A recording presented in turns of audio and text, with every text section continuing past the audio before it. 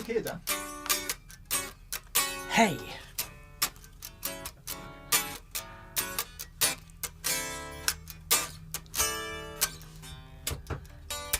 Good evening and welcome.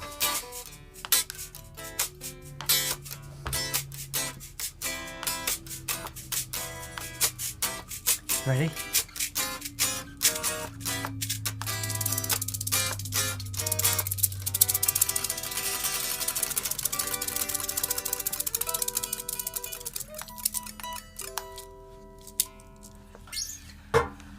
I think that's as good as it gets. It doesn't get any better. Personally, I think that is the height of artistic achievement. Certainly probably the depth of artistic achievement. Hey everyone, welcome to That Pedal Show Live. Viewers, comments and questions. Dan here. Mick here. Hello. I ran out of breath saying that. Monday. I hope you can see us and hear us. Were you about to play a major to a minor chord there? No, you said Monday. And I went F. It's a great Sheryl Crow song. I forget what it's called. 3 Days in Rome or something. It's F major to F minor, I think it is. Yeah. Happy chord, sad. It's a really sad chord, song. happy chord Basically, to a sad. It goes. Oh dear. Anyway, this is how it normally goes if you're new.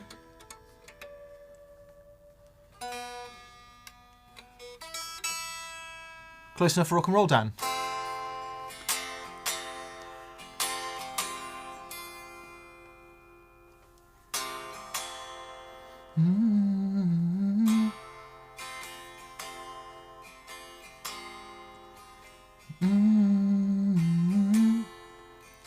I remember It's that one. really clever. Yeah. It's well, it's a fine line, isn't it? The lyrics, I'm so happy, suddenly I'm sad. Something like that. Right. Yeah. I think it's about her time with Eric Clapton, personally. Oh. Which is, pure conjecture, but there we are. Anyway, which important matters bring us to comments and questions this week. So, hello from Knoxville, Tennessee, says Steve Rogers. Hello, Steve. Were you the $1 billion man? Was that you? No, that's Lee Majors. Yeah, but wasn't his character called Steve Rogers? Maybe. Was it the $1 billion man? I just remember from Elf. It's Lee Majors.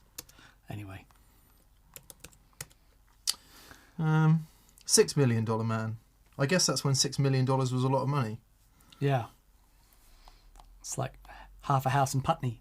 I mean, it's quite a lot of money now, let's be honest. But I don't think you could make a man. A Borg type man. $6 million mouse.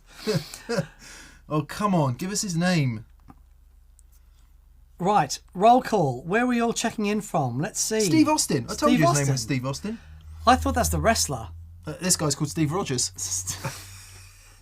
Is that Captain America? No, there's a wrestler. Anyway. Yeah, Giant Haystacks. Hello from Chestertown, Maryland, says Brian Barrett. Brian Barrett. Hello, Brian. Apologies for calling you Barrett. That's a hat. Free Bush says, greetings from Brilliant. Cambridgeshire. Yeah. And Kamloops, Ontario, Canada, says Chad Van Haren. Hello, Jeff Chad. Harper says, hey from North Carolina. Duncan Plexico, hello. G'day, and BV Ninja. Yeah, BV, thanks so much for moderating, as always. Legend. We are indebted to you, thank you. Doff thy cap. Hope you're doing awesome, says Duncan Plexico. Howdy from Norman, Oklahoma, says Bob Morris. Oklahoma. Sam N says, hi from Swindon. West Chilton, good morning from LA. Hope everyone is well.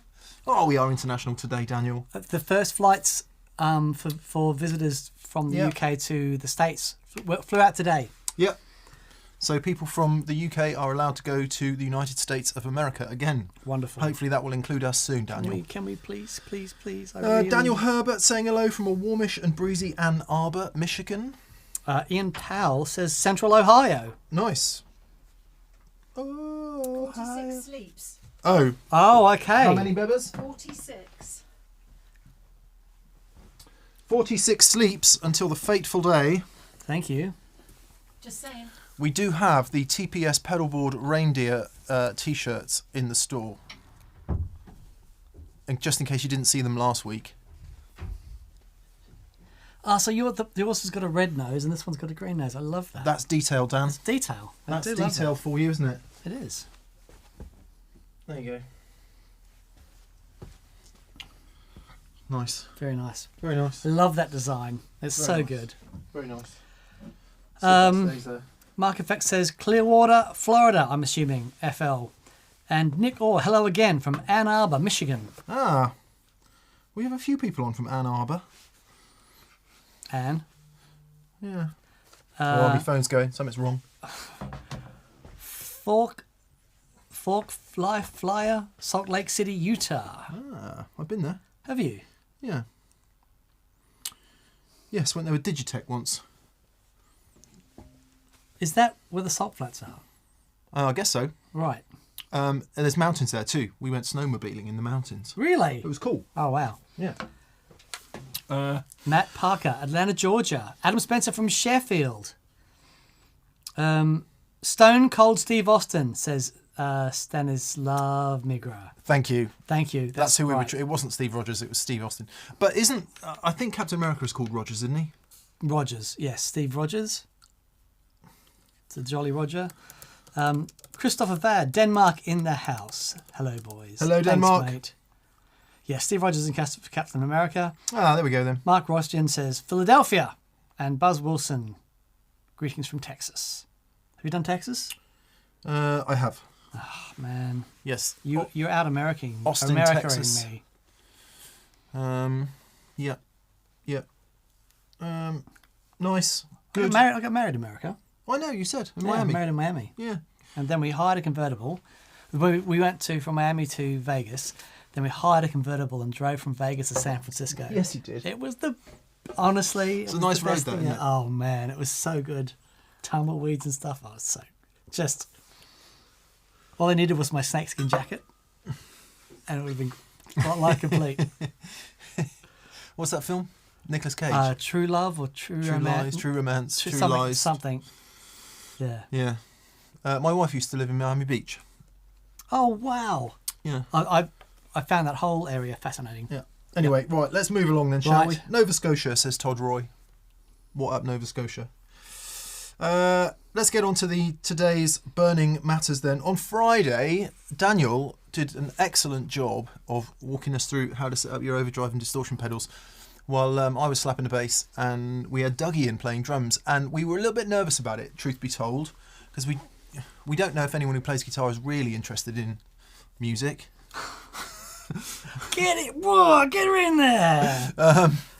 Wild at heart, not true romance. Yes, Thank you. Thank you, Johnny Love. And but actually, the comments were really good, and most of you seem to really enjoy it, and found it really useful. So we are going to go through the rest of the effects groupings. Yeah. It was an experiment, to be fair, because we didn't know how it was going to go. So we winged it. We just... Which is, not winging like, a prayer. Not like TPS at all, is it? Nick said, "You ready?" And I said yes, and we just hit roll, Yeah. and that's what came out. That's how it went. So we are going to redo it. I think that the delay and the reverb ones are going to be really interesting. Very fun. Especially. Very fun. And loads of you have been asking for modulation as well. Yeah. How can you get that to sit in a mix and not overtake everything? It's so interesting. But massive thanks to Dougie for just coming down and hanging out and not sending his invoice. It's been I know. brilliant. I was going to say, chase him up. Yeah. No. I've got another songwriting session with him on Thursday night. Nice. It's fun. And then we're going out for our Christmas meal on Friday. C sharp minor is the chord you're looking for. Very good. Very good. Yeah. So yeah, thanks, Doug. Let's get into it then. Oh, blimey, we've got quite a lot already. So, okay, Duncan Plexico. Hello, Duncan. Hello, Duncan. Who was on just a second ago. He says, please consider a fractal quad cortex helix versus analog pedal segment. I would love to hear the differences between the effects and the amps. Peace, says Duncan. Thank you, Duncan. It's a challenging one, that. There are, only because every other YouTube channel out there has them on, and they'll do a much better job of that stuff than we do. And The sad truth, well, I don't. It's not sad. The truth is, Dan and I just aren't interested. Yeah. And we that's, can't. There's no way for us to win with a show like that. no, because it's not our wheelhouse, as you might say. I stopped being curious about that stuff some time ago, having been a journalist for many years and being sent it year after year after year after year, and every year being told this year it really does sound like the real thing. And I sort of got to a point where I've realised that recorded well and in a mix, it is all but impossible to tell the difference in most kinds of music, unless it's like really open sounding music that I kind of like, in which case I can usually tell the difference. But in the room, the difference is so colossal that me and him are yet to really get in a position where we love it. And I think it's also fair to say, and this is a generalisation, so tell us if you agree or not, that stuff gets used in heavy genres a lot and almost exclusively. I went to a gig recently where the guitar player was having real trouble with the sound engineer, who was struggling with the stage volume, common story for many of us. And I was having a chat with the sound engineer. I said, what kind of guitar amps do you normally have in here then? And he said, well, I haven't seen a guitar amp in 3 years because I only do heavy bands and pretty much all of them are playing that stuff now. Right. And because it makes so much sense for so many reasons, blah, blah, blah. However, in the world that Dan and I live, which tends to be sort of fairly traditionally rock and roll through a bit of rock into a bit of, I don't know, 80s and 90s pop, you might say. That's sort of where we live, isn't it? Sure. Classic rock. Neither of us can get past the old tube amps. Yeah. Anyone that saw the show a couple of weeks ago, I had the Lazy J and the Matchless together. And that's, getting a sound like that and being in the room with that sound, I just find it so inspiring. I think for me, because I was down that rabbit hole for a long time, and I just found the gear that I connected with, wasn't that stuff. It was the valve amps and analog pedals and stuff. And when I discovered that, everything changed for me. Yeah. Now, it's not that I haven't gone back, because I do, because it's really fascinating. And I've done loads of boards for artists with sort of hybrid rigs. And if you have a look at the rig we did with Devon Townsend, it's just so, you can do so much with it. It's amazing. Yeah. Personally, it's a different set of questions. It is. And problems, isn't it? And you've got some fantastic guys out there who are much more au fait with that stuff, who will do, a great job. We just, We just sit here looking sad for the video, for most of the video. It doesn't do anyone any favours. The other thing you've got to do is spend a year or two with it. Yeah. to really get inside it. And I don't know about you, but I get so precious little time to play the guitar anymore that I'm looking here at a 2-Rock Classic Reverb Signature and a Mark 1 Boogie, and that's the rig I played at my gig last Saturday night, and it's like, I'm happy with that. And how was it? It was pretty decent. I thought it was epic, decent. Right? It was. I don't know amazing. if it was epic. I mean, we were playing a sort of average pub band covers set, so I don't know if it was epic, but I enjoyed it, and they were dancing all night. So I'm just happy. I'm happy. Anyway, sorry, Duncan, if we sound a little bit defensive about that. We're just not the right people for it. We're not the right people for it. Yeah. We're too old and too valvey. Too valvey. Yeah. I went to see Biffy Clyro on Wednesday night. I want to say it was Wednesday. Oh no, Thursday night, and it was my son's first ever gig. Wow. He went to. I took so Zach and Olivia both went along. I took Liv to Reading where she saw Biffy, but it was a small gig in Bristol. Wow. Oh, at the O2. At the O2 in Bristol, where we went and saw Steve Vai. Yeah, I've seen Paul Gilbert there. I saw Carnival there. Seen quite a few people there, actually. Great venue. Yeah. But to see Biffy there, and of course they had the full everything, right? And to be in that venue, and Simon with that rig, and of course you got Mike Van Aert, and to hear the guitars, and what was wonderful, like seeing my son react to the first time being enveloped by that sound. Yeah. And something sort of changed in him, and we were jumping up and down. Awesome. For like 2 hours solid. And it's like, this is rock and roll, you know, Yeah. because you could feel the amps off the stage. Yeah. It was just so good, and the energy from that, the energy that So anyway, that's right. For those of you in the USA who always get confused when we talk about Biffy Clyro, Biffyclyro, Biffy Clyro. They're not tremendously large in America as they are in Europe, but just an amazing rock band if you've never heard of them. For those of you who have, apologies. Jacob Bartelt. Hello, Jacob. Hey, Jacob. He says, evening, I love Friday's show. I've been trying to get a tape delay sound out of my Free the Tone Future Factory. How do I get close? Also, Dan, do you use the microcosm anymore? If so, how? I'm not using the microcosm at the moment. I'm using the not the blooper, the other one, the other Chase Bliss one. Mood. The Mood. I don't need the full-on stereo one, and my needs are much simpler, and the microcosm was just taking up too much space on my board. Also, the microcosm isn't analog drive-through. Now, what I might do is get it kill dry and put it in a wetter box and put that underneath the board. But for the moment, the stuff that I need, I'm getting out of the Mood, and I'm also getting out of the Echo system, which has gone on the board. That's it. And I'm experimenting with some of the more creative delay sounds. And what's been remarkable, Is it one called Sparkle? Am I remembering that right? the Sparkle, there's Beer, there's a bunch of, and man alive, I'm having so much fun. What I'm finding is with the J doing its thing, you can even get more extreme with those sounds going into the matchless. Going into overdrive. Because it's exactly... really cool. Far out. It's wonderful. We'll turn you into a shoegazer yet, Dan. Anyway, Jacob, for a tape delay sound out of the Free the Tone, it's quite interesting, this. Many people assume that a tape delay is quite a degraded, top rolled off sort of sound, and it isn't always. It is sometimes if the tape's old, like my... our full tone tape echo does sound pretty dark, largely because of the preamp in it. So one thing you could try, first of all, understand a little bit about the delay time range of a typical, say, Echoplex EP3 as the classic tape delay. Now, what's that going to do, Dan? Between 600 and... Well, it depends on how you're setting. You can go from slapback, so say 150. So it won't go much below 100 an Echoplex, will it? 150, Yeah, it won't go much below 100, but then, up to, a second. They get that long, an Echoplex? Yeah, I think so. Okay.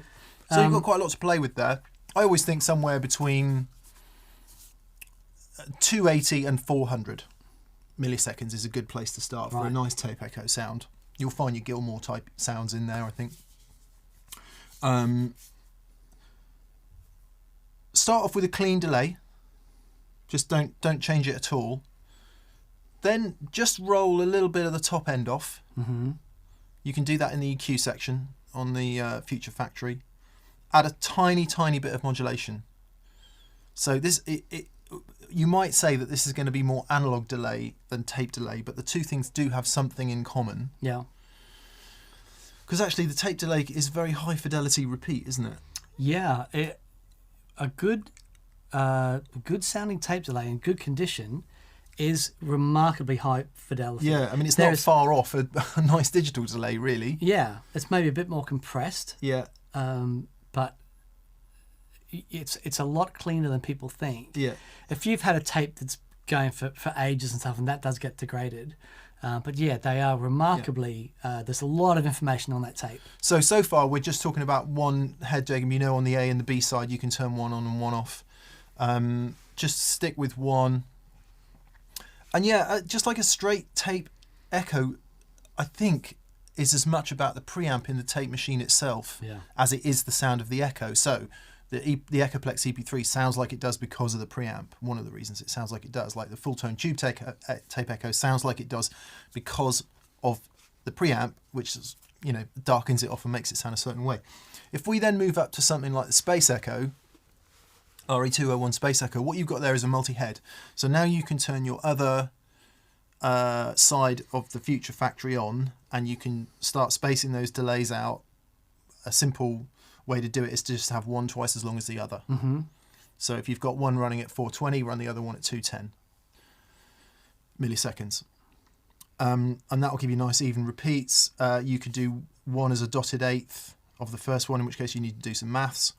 Get the first one and then divide that by 3 and then make that the second one. There you go. And then what you could start doing is experimenting with the little bit of overdrive on one side of the Future Factory, which sounds pretty cool.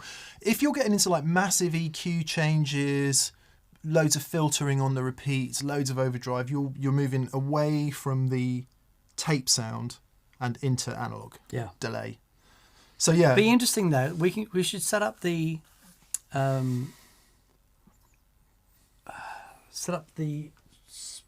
Bass echo. the Space Echo, and get the Future Factory out and find See if we could do see it. if we can do it. That'd be really fun. Yeah, and then I don't know about the random phase thing that it does. I've never really understood what that means. So you need to read the manual for that. On the Future Factory. Yeah. Okay. Do you understand what it does? No. No. It's the first I've heard of it. I mean, it's one of the main things they sell it on. Oh, okay. That's what RF means. Random phase. In the title, yeah. F phase with an F. No. Okay. Oh God. Anyway.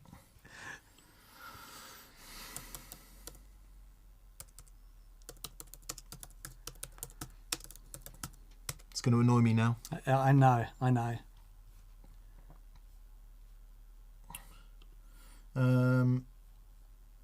What's happening, Dan? What's happening on the airwaves? Okay.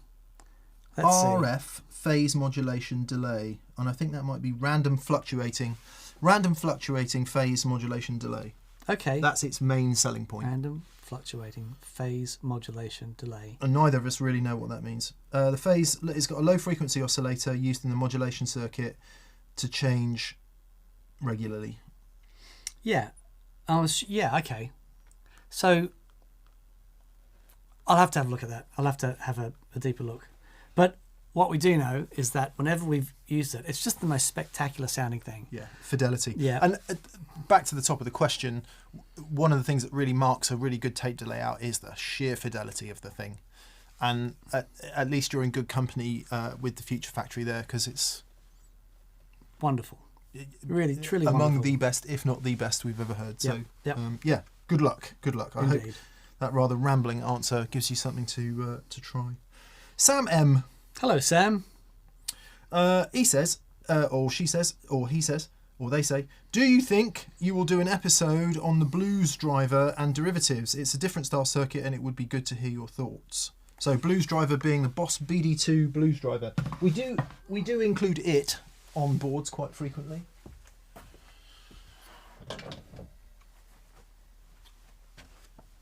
Is that a blues driver or a blues breaker? The Well, protein. Oh no, sorry. He said Blues Driver. Yes, so. he has a blues driver. I'm just sorry. I thought you were going for the protein. Then there we go. So yeah, there's one there. There's my old. There was a one, and my old Robert Keeley modded one, which I've used for years and years. Yeah, it's just a really, really great circuit. What's interesting about that is the range of gain on it as well. And also, we'd always assumed it was a, relatively flat pedal, but when you put it against the Noble's ODR1, it really does have a bit of a mid-hump in it. Not like a tube screamer, but it definitely has a nose to it. Yeah. Yeah, really cool. And if you do mean Blues Breaker and not Blues Driver, we have done that. So Yes. the JHS Morning Glory was the show where we did that, I think. Nice. Is that? Do you want to read that out? Tyler is on. Tyler is on. Yep, Tyler is on for Music is Win. He says, you boys have to choose one pedal to gift a pedal geek this holiday season. What is it? Hope you guys are well. To do what, sorry? To choose one pedal gift Yeah. to gift a pedal geek this holiday season. Oh, I see. So for the pedal geek in your life, Tyler from Music is Win If you don't follow the Music Is Win channel, please do. You're missing out. You're missing out. It's gold. What surprised me about Tyler when I first met him, because watch his videos and stuff, and they're hilarious and really creative. And then you see him play, it's like, oh my god! Yeah. Like there was a shred video he did, Yeah, and yeah. it was like, Played awesome. What? It was amazing. He's also 9 feet tall, which surprised me because Yeah. you don't meet many people who are actually 9 feet tall Yeah, anymore. yeah. The third arm was a shock. Yeah. Robert Wadlow, I think was his name, wasn't he? We thought he was the tallest man in the world, but it's actually Tyler from Music Is Tyler. Win. Yeah. Okay, so you've got to give a pedal geek a pedal for Christmas. Here you Or are. a related gift, or a related. What would I give them? I would give them an original clone. Tyler knows all about that. Yep. A picture of an original clone with some sort of random treasure hunt map coordinates. My first is in Blues Driver, but not in... There you go. It's a clone treasure hunt. A clone treasure hunt. Nice, a really hard one. Like an international one. I think that's very clever, Daniel. I think that's very, very, very clever. I would buy him a Strymon Volante. Generous. That's it. You really like that person buying them a Strymon Volante. Yeah, yeah. If you really didn't like them, what would you buy them if you didn't like them? No, you know what? You know what I'd buy them? I'd buy them a That Pedal Show gift bag. There you go. There you go. Yes, there will be...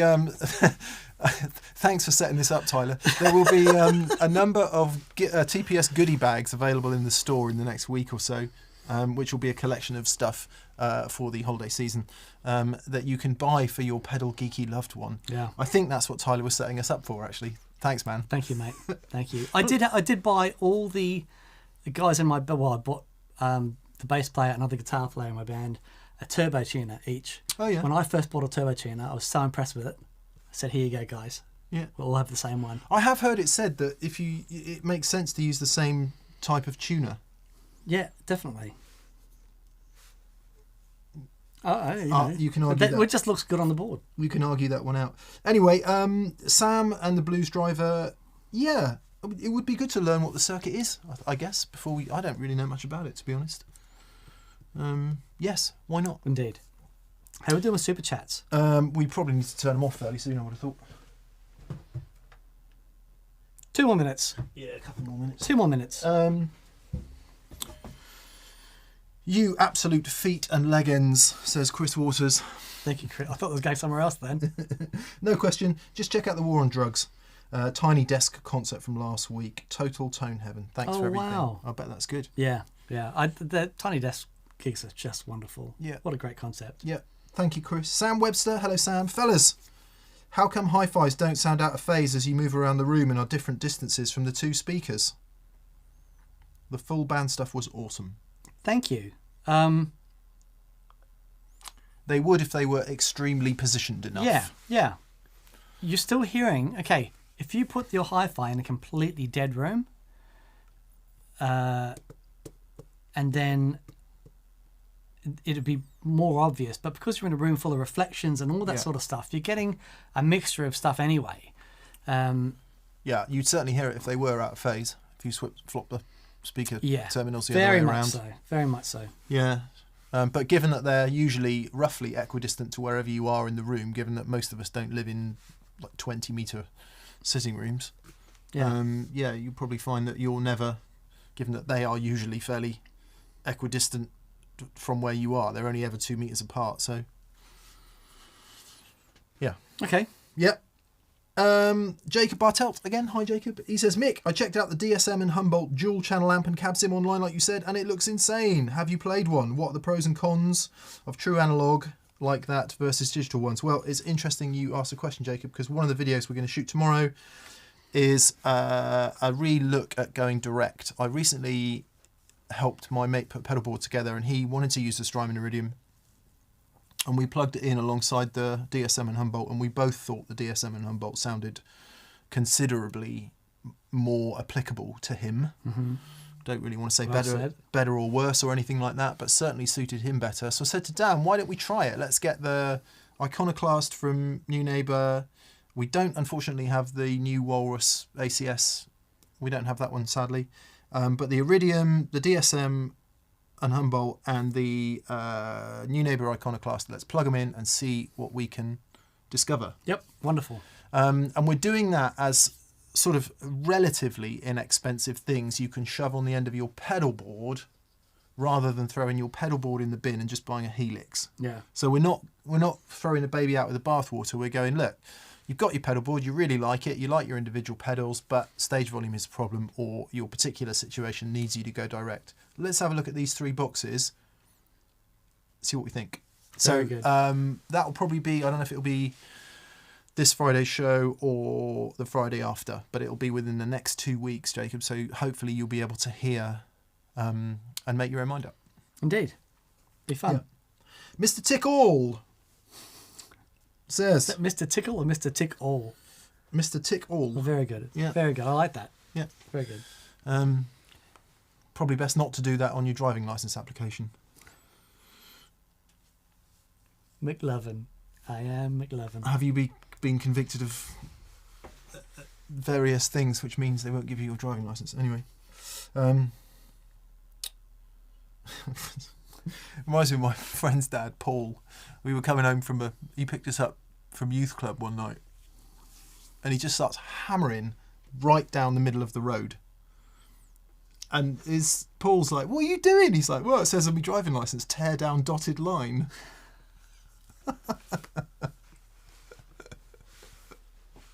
That's the kind of thing you can do when you're a dad, isn't it? Yes. Anyway, Very good. Very good. Mr. Tickall says, how do I best support you? I am a patron, but note you say that merch sales are how you primarily fund the show. Is that a better route? I can only wear so many t-shirts and I look fat in them. Mr. Tickall, if you've bought a t-shirt and you're a patron, in fact, you don't need to do anything. Watch the videos, leave nice comments if you want to. We are massively appreciative of anyone who buys anything from that pedal show store, because that is where we make the most cash to fund this show from. Mm-hmm. We also do a bunch of other things. Patreon, you know about. We get paid a bit of YouTube ad money, which certainly wouldn't keep us alive, but it is very useful. What else do? We do preferred retailer stuff. So if you buy anything from Sweetwater in the USA and you use one of our links, we get a kickback off that. So it's basically you have multiple dribbles of income that add up to being able to keep the light and stuff on, and enables us to pay Dougie. And we're not pleading poverty, but it does cost a lot to continue to be ambitious with what we want to do with the show.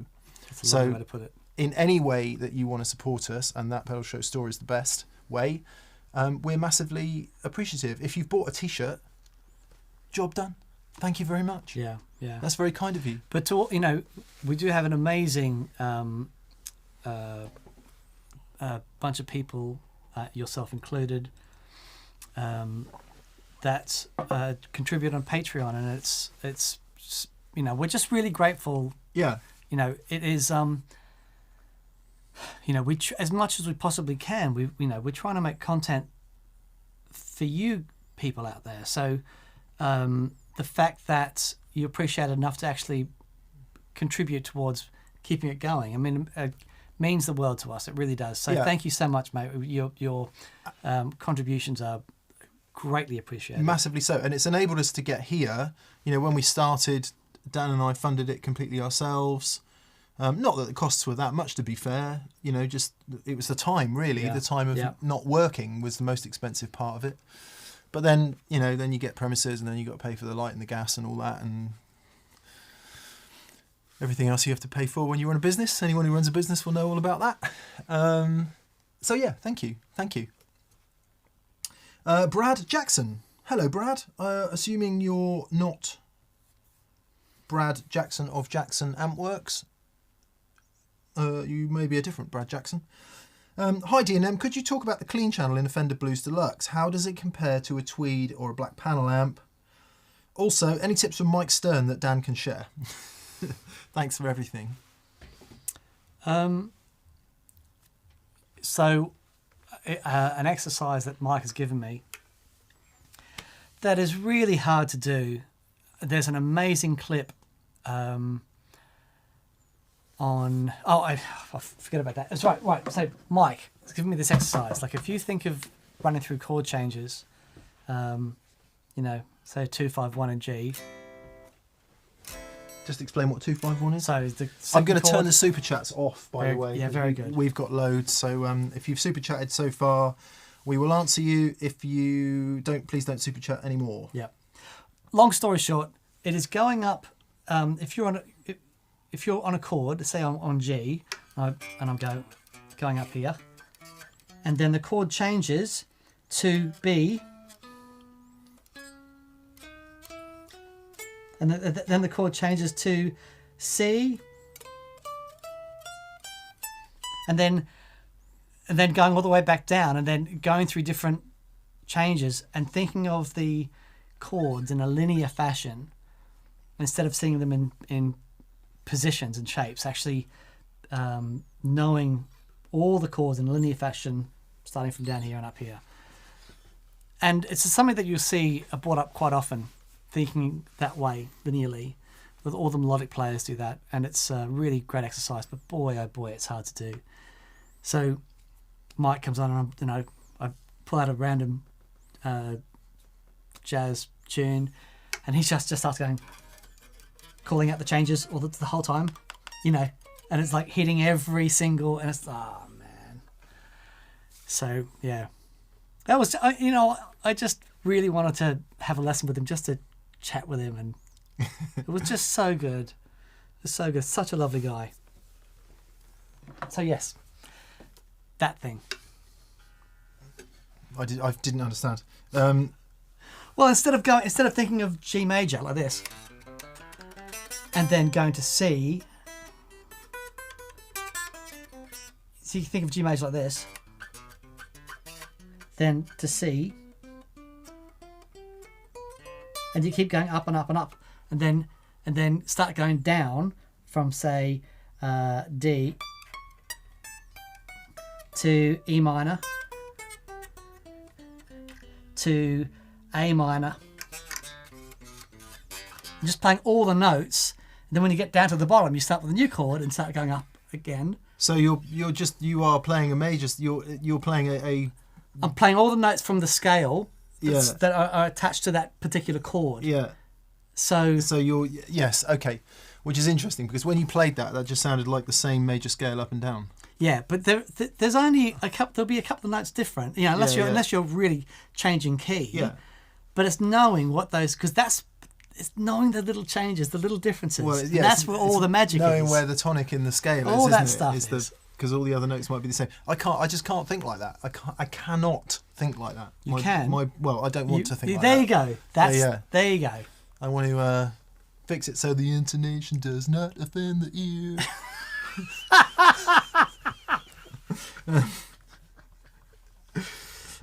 Right, Blues Deluxe. It's been so long since I played one, Brad. I actually can't remember how different it is to the Hot Rod.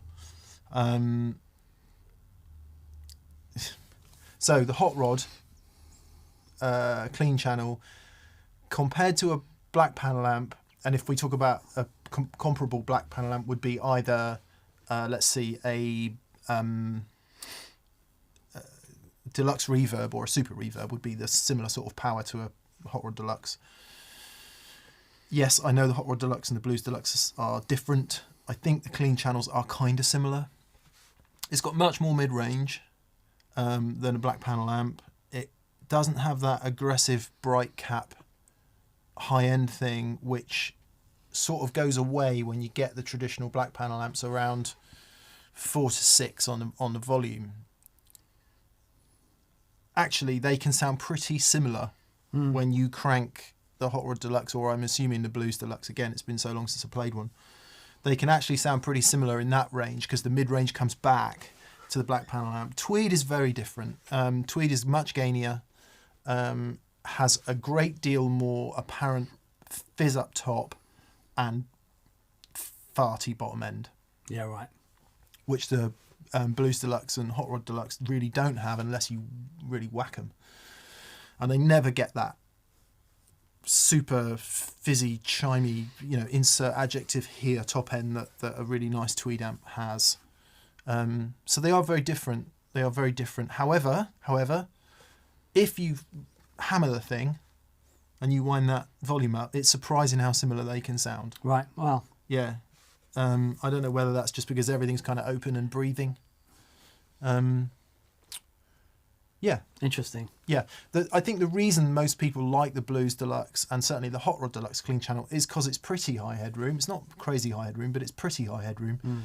And you can bang pretty much any overdrive or distortion pedal in there and it will lift and sound big and massive and all that, as we were doing earlier. Oh, yeah. Sounded wonderful.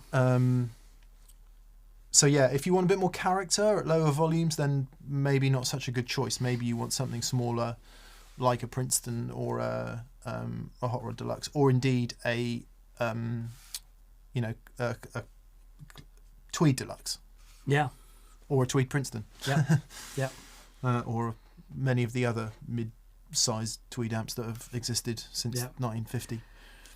49, 50. Kevin has just said R.I.P. Pat Martino, who died this week. Yeah, so just it's anyone that's been watching the show for a while will know that I'm a massive Pat Martino fan, and so sending love to all of his family. I mean, the guy had the most amazing career and life experiences, and he was he changed jazz guitar playing, and just in awe of the man's talent and grateful for his incredible body of work. What's your favourite Pat record, Dan? Live at Yoshi's. Okay, stick on Live at Yoshi's and check that out. Give Pat Martino a nod. Oh, wonderful. Yeah. Wonderful. Bill Wright, thank you for saying on last week's Q&A that Josh Smith was in the UK this week. I'm off to see him tonight in Putney. We would try. We'd looked at the time and thinking, is there any way we can get down to Putney tonight after the show? We'd get there after the show finishes. Yeah, we wouldn't get there in time, unfortunately. £20 to see the best guitarists on the planet. Mad. Yeah. Nice. That's at the half moon, I guess. Have fun, mate, because he's so good. Yeah. Get ready to be an equal measure of humbled and completely destroyed. Yeah. And Scott McKeon's on first. Yeah.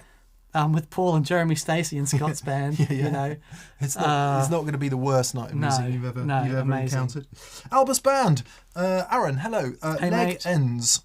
I love Friday's episode. That's why I love sound checks. The room, pickups, and amp make it a constantly moving target. All my love. Yeah, right. It's so true. Yeah. The moving target bit is so true. That's really frustrating, isn't it, when you first get going with gigging?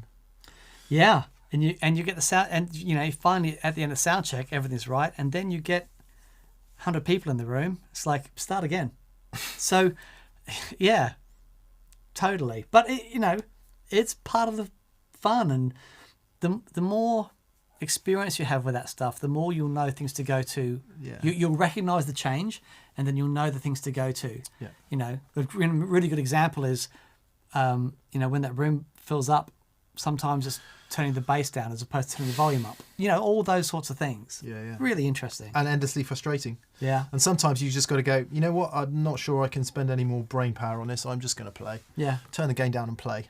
That's usually the best option at that point. Indeed. I was very... I did my first gig in ages last Saturday night, and I was very disciplined with my gain. After what we'd done, I was very disciplined with my gain. Excellent. And it really worked. Fantastic. Yeah, I think I played better. I don't know if it sounded... Well, not really to me to say if it sounded better, but I definitely... You had loads of people coming up to you going... I had a few people saying how great the Les Paul sounded, actually. Right. I was like, how good does it sound now? I love that. If you don't know the famous Chet Atkins quote, that's it. What it did is I think it made the band sound better.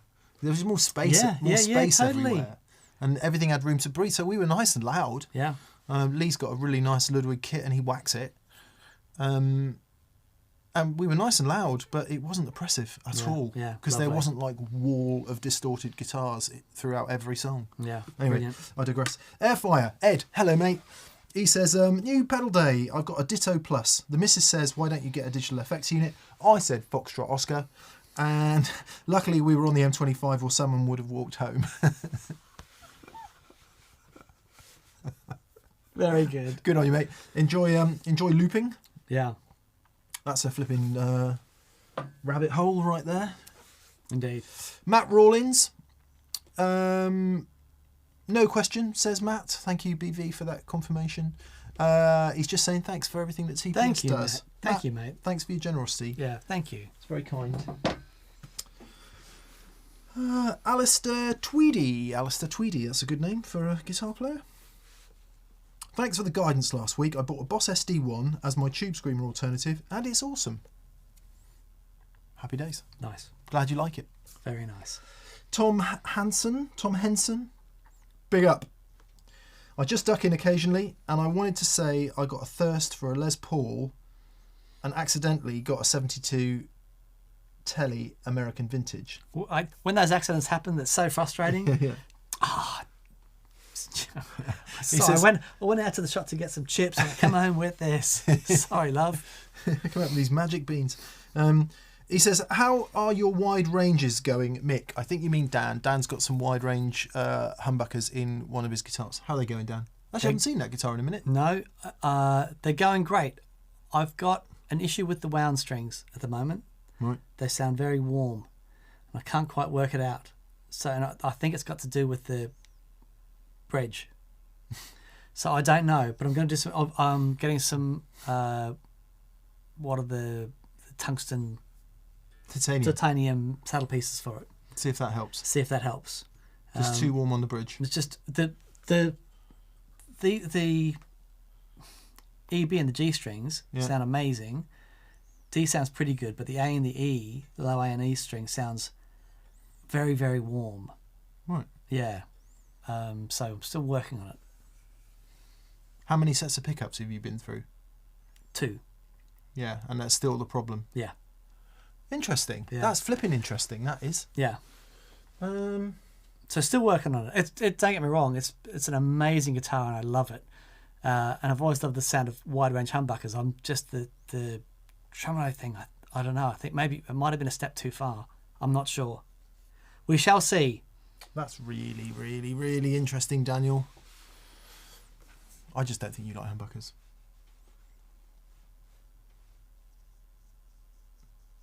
Maybe. What you've got to remember is this is one of the trebliest guitars I have ever heard. Right. I mean, it's not like Rickenbacker trebly, but it's really bitey, that guitar. Yeah. So much so that I can't play it. You might be correct. And you're just so used to it being like in the treble. Hi Dan, how are you? I'm really good! How are you? Interesting. Sorry, we digress.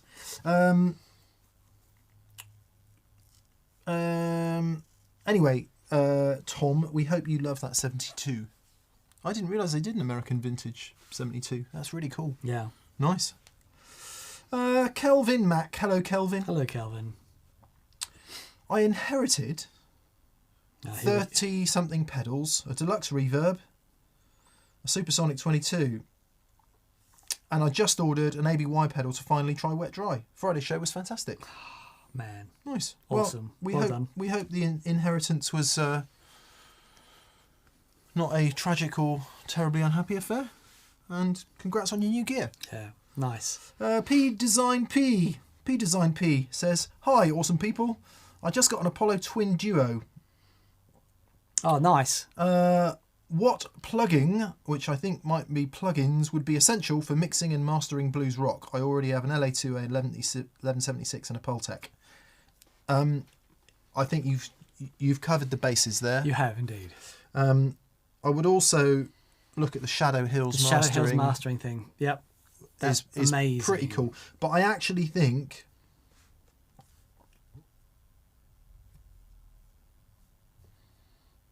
there's quite a lot you could do before you get to that stage. So, seeing as you've got an Apollo Twin, it means, and I'm guessing, I don't know if you're Mac, you can use Luna. Luna's got a whole load of really cool stuff in it, like the Neve summing bit. Does that come standard in Luna? I think so. Right. I think so. Well, you might have to buy it. I'm not sure. I can't remember. and it's got and it's got a tape thing in it too, and you can get quite a lot of those harmonics and warmth and saturation and stuff going on at the tracking stage. In fact, I did the mix from Friday's show, and all the band stuff we'll do, I'll always do in Luna, because you can add some of that, given that I'm not Bob Clearmountain. And I don't know whether in time we'll tire of it and it will sound a bit fakey, but at the moment I'm loving it. It just sort of ties everything together. It sounds nice and warm, and it just sort of gives a bit of girth to everything, and I really like it. Yeah. So do check out Luna as an alternative to whatever DAW you're using currently. As I say, I love it. For music, I use it like for the regular show. We use Logic. For anything music I do, I always use Luna. Yeah, the band mix was done in Luna, right? Yeah. Yeah, really cool. Yeah, so try that. But yeah, the ones you've got are pretty cool. Some of the preamp strips are really great. The one that you can hear on our voices right now is the API Vision Channel strip, and that's really cool because you can get some gain going. It's also got a compressor limiter in it, low cut filter, and all that kind of stuff, and you can really start to make things sound a little bit beefier, as it were. They're all really great, those things. Look out. I mean, UA does very frequent bundle deals. Yeah. So, sorry to everyone at UA, but for goodness sake, don't pay full price for anything, because the plugins are usually always on offer. That's at some point or another, yeah. Yeah, and sure. you can get them as a bundle deal, and you might find that they'll do a pack with some of the stuff in that makes sense to you. But Yep. yeah, it is dangerous leaning on plugins too much. Yeah. But it's also addictive. Indeed, because they sound great. Tom Henson and a few other people have said 1 meg pots will fix the wide range humbuckers. I've tried the 1 meg pots in there, and I hated them. Yeah, too much. It wasn't even that. They just didn't sound very good. Right. And they didn't change that treble response really. Tried that, didn't. And the thing is, though, it's actually acoustically with a guitar. It's not just electrically. It's actually what you hear acoustically. My next question was going to be what are the magnets made of, and is there an issue with the wrap wire of the string? I've been through all this. Been through that, with, yeah. Yes, the pickup manufacturer, who's been really helpful. So yeah, it's something happening in the guitar at the moment. So okay. I'm experimenting. Well, it is a partial hollow body as well. It is a partial hollow body. I wonder if some of that's getting absorbed. Maybe that's just the thing. Because if I plug it in and I turn it up, it's awesome. It's fat, but there's got bite to it. What I'm struggling with is the spongy feel of the wrapped strings. So, Anyway. Oh, we'll get there. Do you mean spongy feel or spongy tone? Well, acoustically, the spongy tone, and therefore it feels, yeah. Interesting. It is very interesting. I'll bring it in, and you have a play and tell me what you think. Because the neck is just divine. So yeah, we'll get there. I'm a big fan of the Pultec as well, P Design P. Just just whatever the basic Pultec EQ is, it just always seems to... Yeah, right. Do lovely things. Yeah. The banjo had a baby. The COVID recovery is coming along well. That's wonderful to hear, mate. Good on you. Sate trading going well. Obviously too much time on my hands as I bought a telly that arrives tomorrow, but I still can't smell. So what does a custom shop telly smell like? It smells of hopes and dreams. Yeah. Everything. Yeah, I actually remember getting mine out of the case. One of the first things is that nitro. Get a lungful of that. Yeah, lots of people say it's the nitro. It's often the glue they use in the case as well. Oh, really? Yeah, yeah, right. Yeah. And certainly with Gibsons, there's a very specific glue they use for years, and it's a very specific smell. And then as you play the guitar for years and years, certainly in the days when smoking was allowed in venues, you pick up that in the case, and it just gets this lovely sort of whatever the olfactory equivalent of a patina is. Right. I think my old telly has lived in a smoky house for many, many years. Because if I especially around the hairstyles. I go, oh yeah, you still smell the old tobacco. I wonder if we could start a business. Find some fag Ash Lil somewhere who's a chain smoker, and just take your guitars around and stick them in her house or his house. Fag Ash Bill. When I was playing loads in Australia, I was playing 5-6 nights a week, and there was still smoking in pubs back then.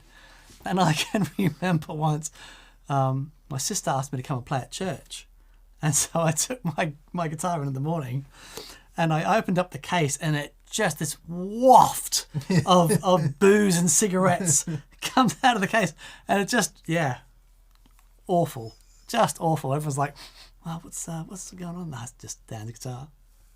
It smells like a brewery. At the risk of a blasphemous comment, I'll shut up now. Yes. Anyway, it was fun.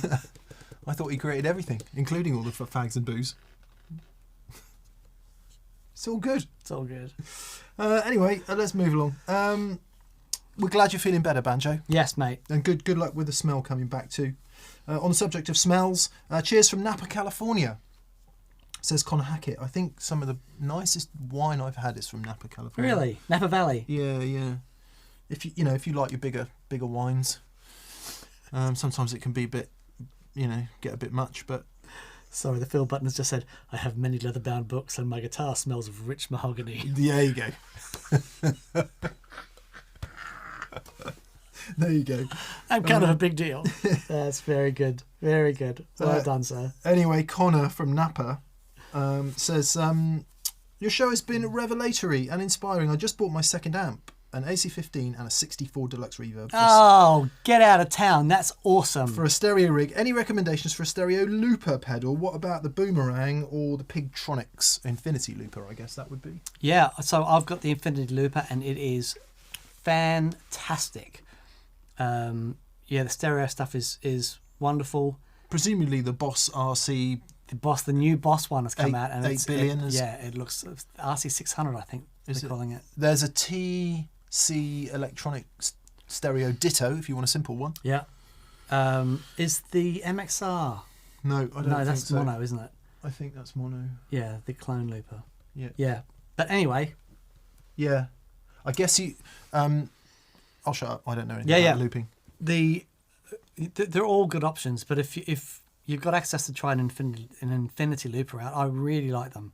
I think sonically they sound great. But the Boss stuff, the new Boss one, if you're really into looping, because the Boss do the long format loopers where everything's accessible, can't go wrong with that stuff. Really, really good. Yep. If you have the opportunity to have a nice glass of Pinot Noir today, please do. I'm actually a bit jealous of the Napa Valley thing. Oh, okay. All I can think about now is really nice Californian wine. I got the my the wine, bubbles thing, that turned up, and I bought one for a friend in Australia, because I was so impressed. And I did the thing. We had a few people over on Saturday night, and I poured a glass and put got them to taste it. It's like, oh wow, it's amazing. Dan's just discovered aerating his wine. Yeah, that's dangerous for me actually. Yeah. I enjoy it so much. It's good stuff. Yeah. It's good stuff. Matt Lloyd. Hello, Matt. G'day, mate. He says, hey guys, I've been messing around with signal chains since our last discussion, and I've decided to stick with wet dry, as opposed to stereo, I guess. Yes. You mentioned that you will too, Yes. Mick and Dan. Yes. Why would you both continue using wet dry instead of stereo? Because if you go back to the show we did a couple of weeks ago where I've got the Lazy J cranked and you hear the Matchless, for me, it's the most inspiring guitar sound I've had. I love it. It doesn't work stereo, but wet dry is an absolute dream. Also, this is the rig that I'm going to be using when we play out with my new band, and I want to give the sound guy options as to how dry the mix is going to be or how wet the mix is going to be. It's a really great thing to do because it gives whoever's out the front, I can get it set up for me on stage where it feels great and I'm getting the correct amount of Lazy J and the correct amount of wet effects coming out to make me feel really inspired. However, if that's not what the front of house needs, then the sound guy can adjust that to what's coming out the speakers, and it's a really awesome thing to be able to do. Yeah. I think stereo works great if your sounds are really down. Like, think about someone like Rabia. Uses all those stereo delays and reverbs so creatively, and it's beautiful, and it's really a core part of his whole thing. Yeah, Andy Timmons as well. Yeah, and if it's your thing and that's what you do, and you those are the sounds you need, and you really do use the stereo imaging of the delays and reverbs, especially, fantastic. I think both Dan and I, and certainly me, are much more about like a core guitar sound. Yeah.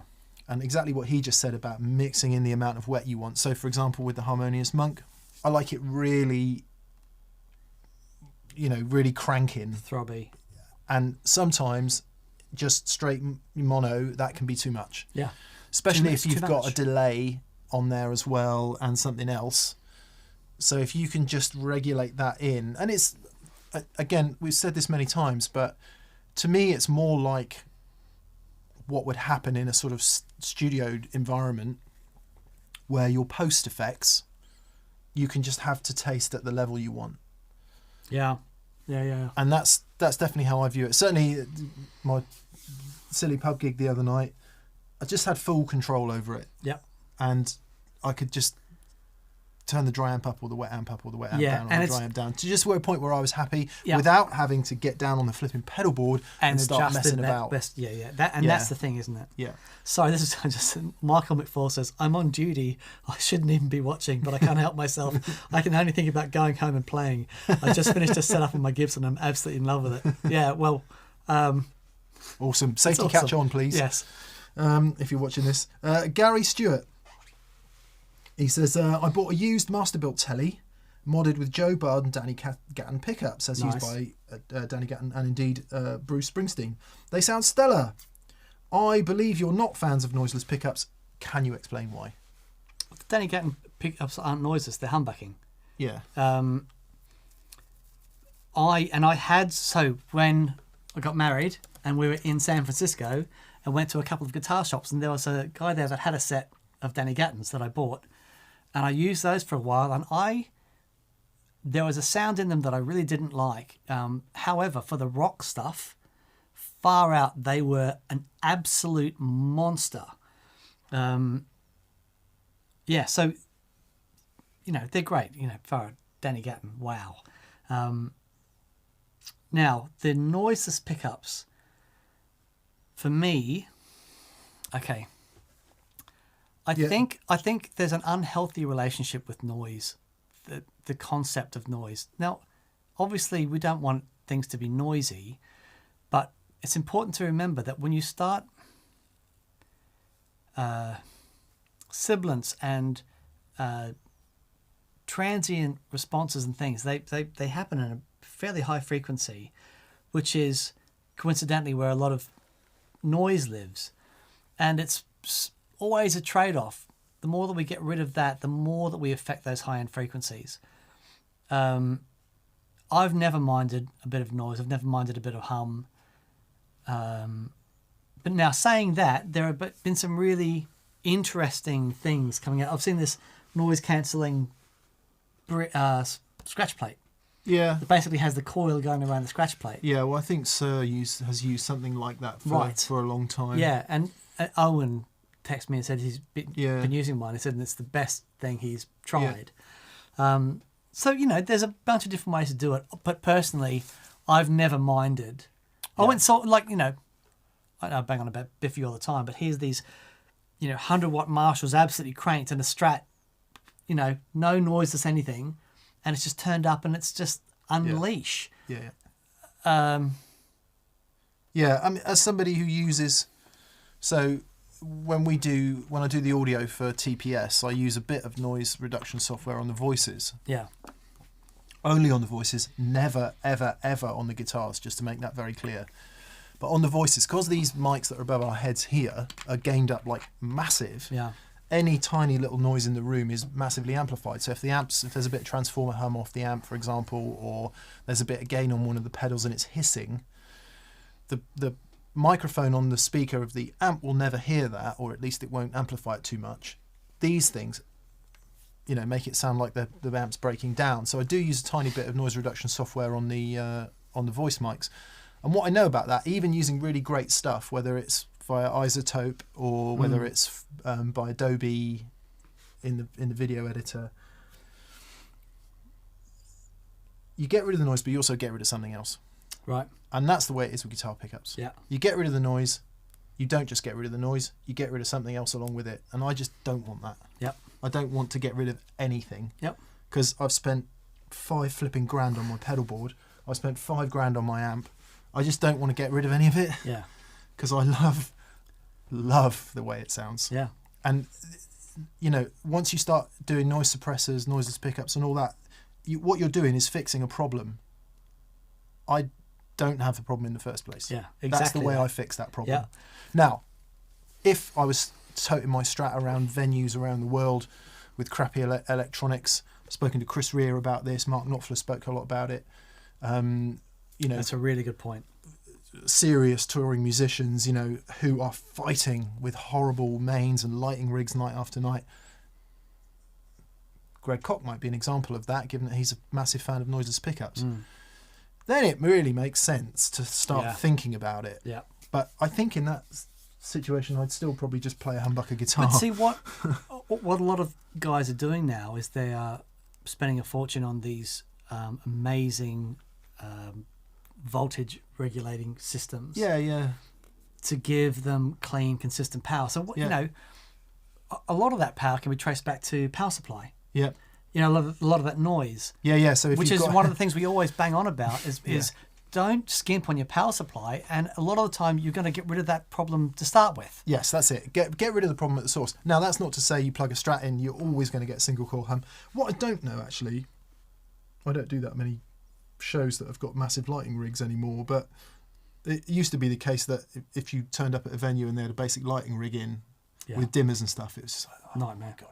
I don't know if modern LEDs are any better or worse in that respect. Yeah. Because obviously the old tungsten lighting is no more in most places now. Yeah. I remember I was trying to help out James Bay get his P90 under control in these conditions. Yeah. And it was horrific. And he ended up getting a Kinman P90, and that solved all those issues. So exactly that. When it's appropriate. Yeah, if it's a problem, fix it. Yeah. I guess what we're saying is it's not a problem. Exactly. For us, so no need to fix it. Yeah. Yeah. Christian Muller. Hello, Christian. Or Muller. I don't know how you pronounce the O with the line through it. Anyway, Christian, hello from Denmark.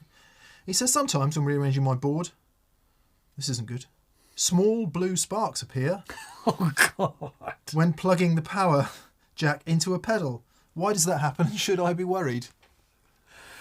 Small blue sparks appear when plugging the power jack into a pedal. It might just be discharging the cap. So you've got the little barrel jack adapter. You put it near the pedal and a small blue spark appears. I've never had that happen. No. Okay, so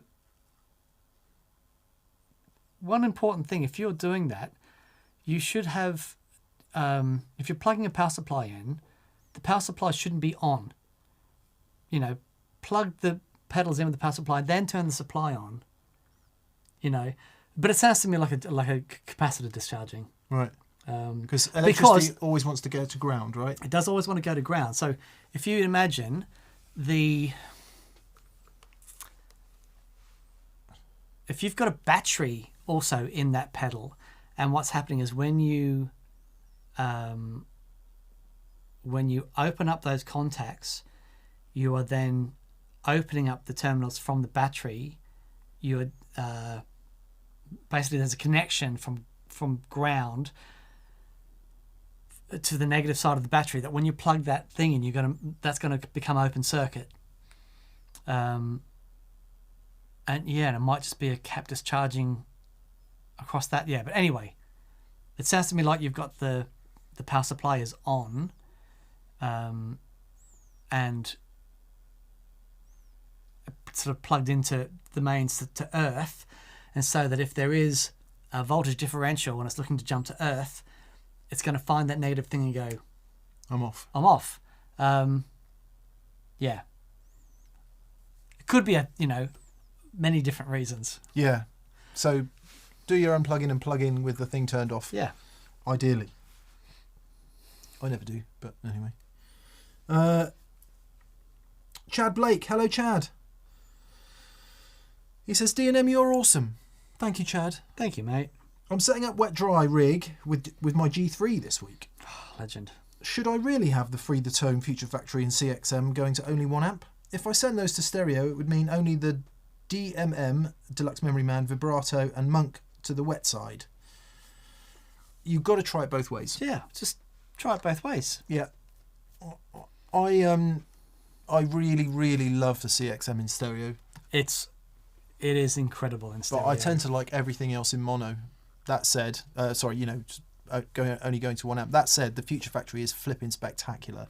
When I did my silly pub gig the other night, I had the Free the Tone in stereo, and I put on the J-Rocket Clockwork for my just straight normal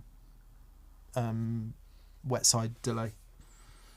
So if there was any cause for a big stereo delay, which there wasn't because all those songs got dropped from the set, right? So I never actually used it all night. I just had the Clockwork on and echo for the rock and roll stuff and the short delays.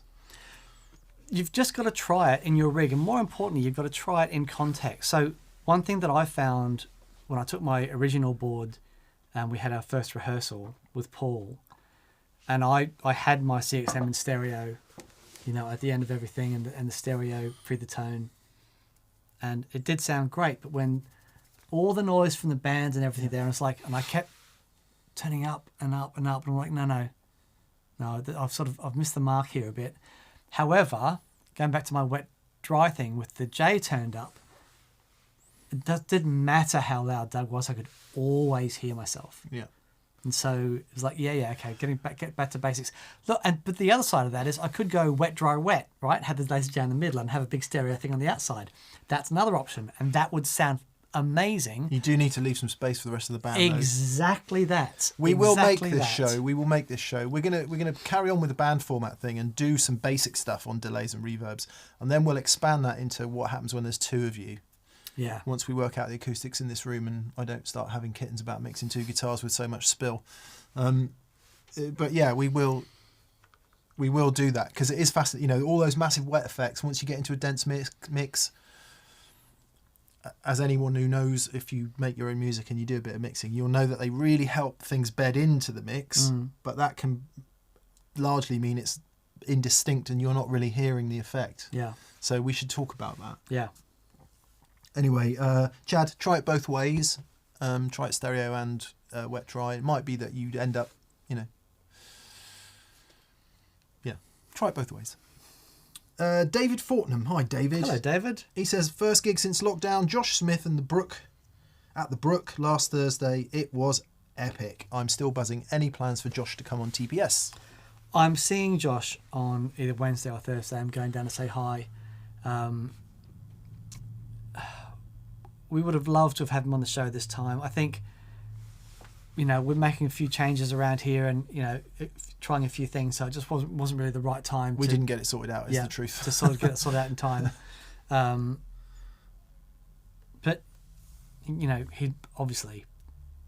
he's always welcome on here. He's such One of the things we are going to do is redo this area so that the band stuff can stay there permanently. Yeah. Because the thing is, at the moment, there's just not enough room to do that. So we're just going to have a little jiggle around, and so the band stuff can stay there permanently, which means anyone who comes by can come in, set up, play. We can record them. Happy days. Yep. Because that's the thing, right? When Josh comes in, I want to hear him with the band. I want to hear him in context. I want to hear where he's sitting and that tone that he's got. How does that sit with the bass and drums? Yeah. And then I can sit in there and want. mess about with the faders, which is what I like doing. Look, not even plugged in. Yeah. Glad you enjoyed it, David. He is epic, is Josh. Yeah. Wonderful. Like lions, I enjoy exposing to individuals. No. Sorry, I enjoy exposing individuals to music they may not be exposed to on their own. Says Like Lions. Please treat yourself to a song called China White 3. He's a legend. I truly believe you both will enjoy this tune. Okay, China funny. China White 3 says Like Lions. If you want to be exposed to China White 3, we will do Like Lions, and thank you for that. Thank you, mate. Rob Brindley. Hello, Rob. Hello, Rob. He says, I just got a 62 reissue telly.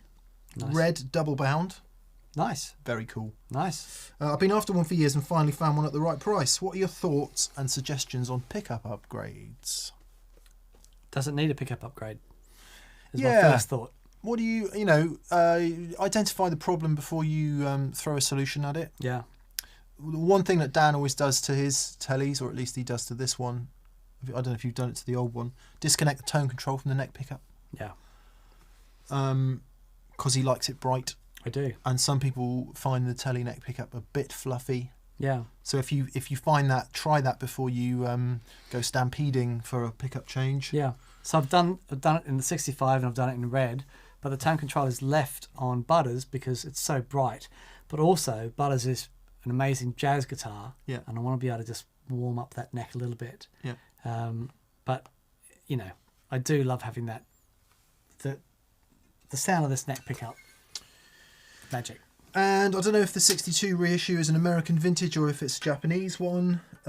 If it is a Japanese one, it probably would warrant a pickup upgrade to something custom shoppy, lollery. Lollers are always a good shout. Something Always. higher end. If it's an American vintage one, the pickups are really good. Yeah. The pickups in my Jason Isbell telly, everyone wouldn't touch those. laughed at me when I got it and said, "Oh, you'll be changing the pickups next week." Haven't felt the need to change No, them they sound at wonderful. all. They really do. They're not as strong as any of Dan's tellies. It's a weaker guitar across the board, but it's a sweeter guitar across the board sweeter. for the kind of stuff I play. Yeah, totally. And that's just whatever the standard. It's an Ensenada Mexico built guitar. Whatever those pickups are, they sound flipping great. Yeah, they really do. So yeah, don't stampede for the pickups unless you can identify something you really don't like about it, and if you can, then you can go in a direction.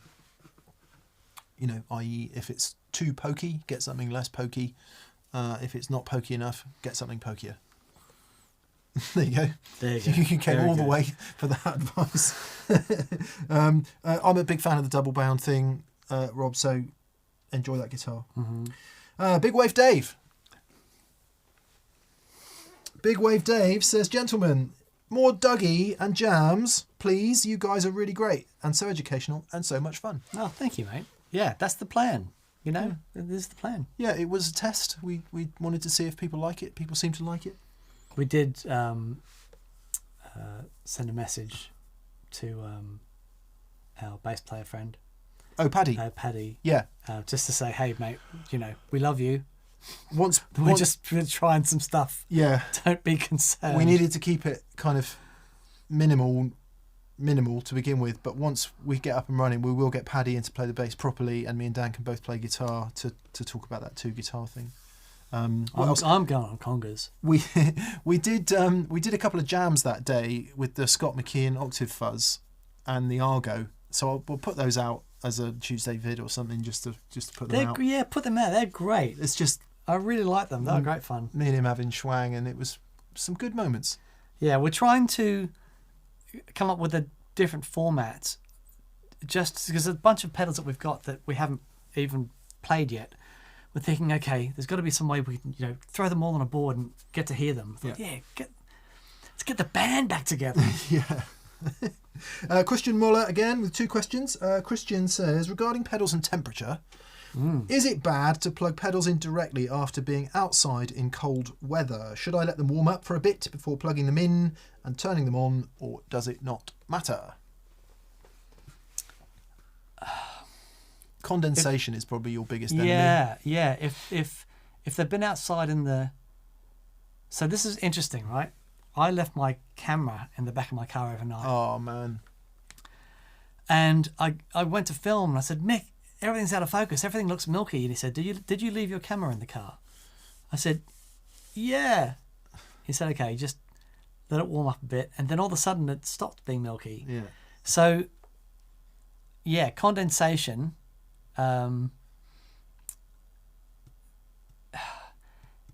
It can be an issue. It's not, generally it's fine. But if it's been absolutely freezing and the pedal is icy to touch, just give it a minute. Let it, Yeah, it's, I guess, similar with guitars. Like if your guitar has been unfortunate enough to be left somewhere freezing, leave it in a case. Yeah. Until it's somewhere normalized. Closer. And I mean, ideally, you want to get your amps and pedal boards and stuff out of anywhere really cold. Yeah, don't leave them in the car overnight. Yeah, yeah, absolutely. Quite apart from the security issue, and sometimes it's practical to, I don't know, whether they get locked in a garage or a lockup or somewhere that is cold. I had a lockup for a few years, and it's why both of my Lone Stars don't work properly. Right. Because they just got damper and damper and damper, and I need to get them repaired. Yep. So yeah, it's not good. It's not good. Try and look after your pedals as you would look after a small dog. And again, have you ever had a pedal die during a gig? Says Christian. And do you bring spare pedals with you in case that happens? I've had a tape machine die during a gig, but not a pedal. No. Had a few. I've had amps go down because of mains fuses. Mm-hmm. One tube. Never had a pedal die. No. I don't think. I've been going through some stuff recently, just getting lists together of why pedals break, because they do break. We jump on them. There's stuff inside that, electronics. Nothing is 100%. But generally speaking, a good design will be fairly solid. Be very, very unlucky for a pedal to die. I do usually keep a spare overdrive pedal in my little bag full of leads. Right. Yeah. And that's, I don't know why that is. I'll just chuck another overdrive in there, just in case. Nice. Or if it's a jam night, I'll always take 2 cables and an overdrive pedal just in case. Right. In case there's like a JC 120 or something. It's like, yeah, I'm going to plug an overdrive pedal into that. Sorry.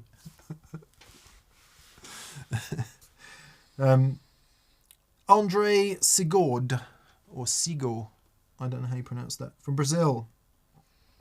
Hello, Andre. He says, cheers, legends. Ever heard of Smoking Amp Company? Allegedly, they make a good clone, but there's not much info or reviews out there. Thanks for all you do. The name is familiar. I don't know why. Yeah, I'm not familiar. Everyone makes a good clone. The Smoking Amp Company. No, we're not dissing the 120, Callum. It's a great amp. No. It's just too clean for me. Yeah, very clean. Yeah. Clean. What I meant was if there was a really loud clean amp and I need some overdrive is all I meant. I've been corresponding with Steve Rothery last week about bringing him in and getting his 120 and his Marshall set up and doing the history of Marillion through 1,000 guitar tones. Awesome. Yeah, the Smoking Pony, they call it. Oh no, the Golden Pony clone. Yeah.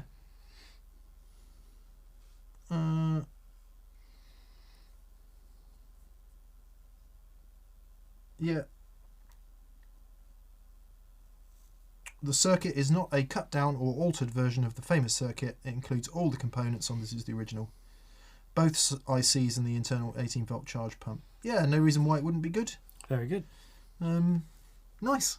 Mike 2203 fan. Hello, Mike. G'day, Mike. Hope you're well, mate. He says, hi guys. Clapton's tech, EC, I guess that is. Eric Clapton's tech was on a rig rundown. Now, what was his name?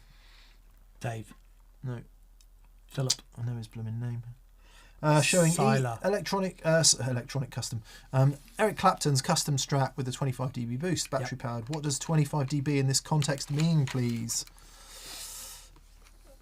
So the Eric Clapton signature Stratocaster, which came out in about 1980, somewhere in the mid-80s. To this day, Fender's most successful signature Strat had in it, at the time, the TBX pickups, that's what they were called, and a mid-boost, 25 dB mid-boost. The lace sensor ones. Yes, that's what I mean. Yeah. Sorry, the TBX was the tone control. Yeah, lace sensor pickups and this thing. Later, not lace sensor pickups, but still the 25 dB boost. So it's an active mid-boost. Which, interestingly, now I was listening to some Clapo the other day, and I forget which song it was. Might be something like Before You Accuse Me, or might have been something else. And what I found very interesting was a large clanging realisation came to pass. John Mayer sounds just like him. I've never been a massive fan of that Strat mid-boosty sound, if I'm honest, in that context. However, in this particular track that I was listening to, I was like, oh my God, he just wants it to sound like his Gibsons did in Cream. Wow. That's amazing. And it sounded like a Gibson hammering a Marshall amp. Wow. Almost like a fuzz kind of character. So that's what it brings to it, Mike, is this 25 dB is massive. And I don't know what the frequency centre of it is, but it's at that. It's all mids. It's at that guitar overdrive. And it was a definite step towards woman tone. I wish I could remember the flipping song. Somebody might be talking about it in the comments. And I thought, wow, that's... So, to answer your question, Mike, that, I think, is what it means to me. Yeah. Yeah. I mean, 25 dB is a massive extra amount of gain. Yeah. I heard a clip of John Mayer the other day.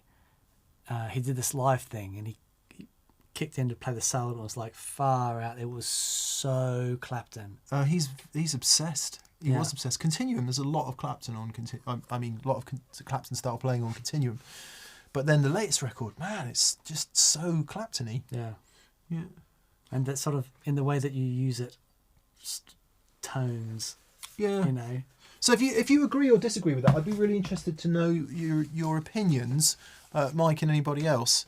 I'd never considered it before. I just was like, oh my God, if you want that sound, just play a Gibson. That's so interesting. And then I was like, or if that it's just too brittle for me, that sound in a Strat. But then, for me personally, not saying that it's not brilliant, because obviously Clapton's brilliant and he's awesome, but not my cup of tea. And then it just dawned on me, oh wow, he wants it to sound like his Gibson. Absolutely fascinating. Hookus Purkus says, why no SG on the show?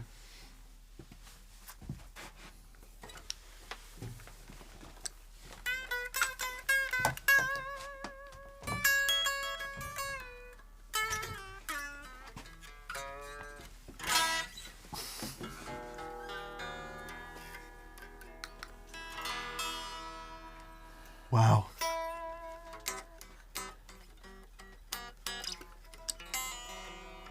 So Dan has a 1961 Gibson Les Paul Jr. Look at that! Which you might consider an SG, because that's what it later got named to.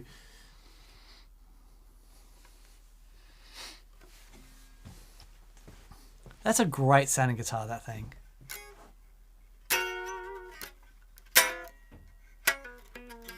So, Malcolm Simpson, a friend of ours, helped us out in the TPS store, bought this guitar in, I can't remember if he said 73, might have been 75. Wow. Might have been 76. I can't remember. I should be able to tell from the serial number, but I can't actually see it. 7. Might be 77. Might be 76. Somebody tell me which digit it is that says the year, please. Anyway, it's an SG, but it's got the mini humbuckers. Right. And people have been asking us about the mini humbucker, so we'll get it out and we'll make some noise with it. Feel that neck. Feel how thin that neck is. Like the nut. Oh yeah.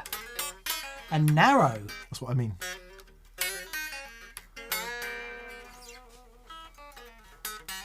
That's crazy. Wow. Anyway, so you've heard enough of that one. You've had it. That's enough. Yeah. Don't even look at it. Don't even look at it. So Hocus Pocus, yes, there aren't enough SGs on the show, we agree. But there are some.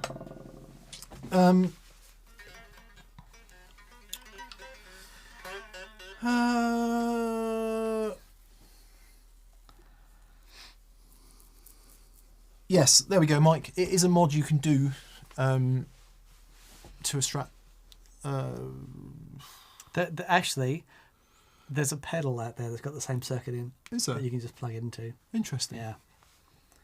Hope that helps. Connor Larkin. Hello, Connor. He says, no question. Just wanted to say I finally decided to start going to therapy after years of considering it. Glad you guys are so open about men's mental health issues. Lots of love, gents. Good on you, Connor. Well done, mate. Good on you. And don't be disheartened if you don't like your therapist.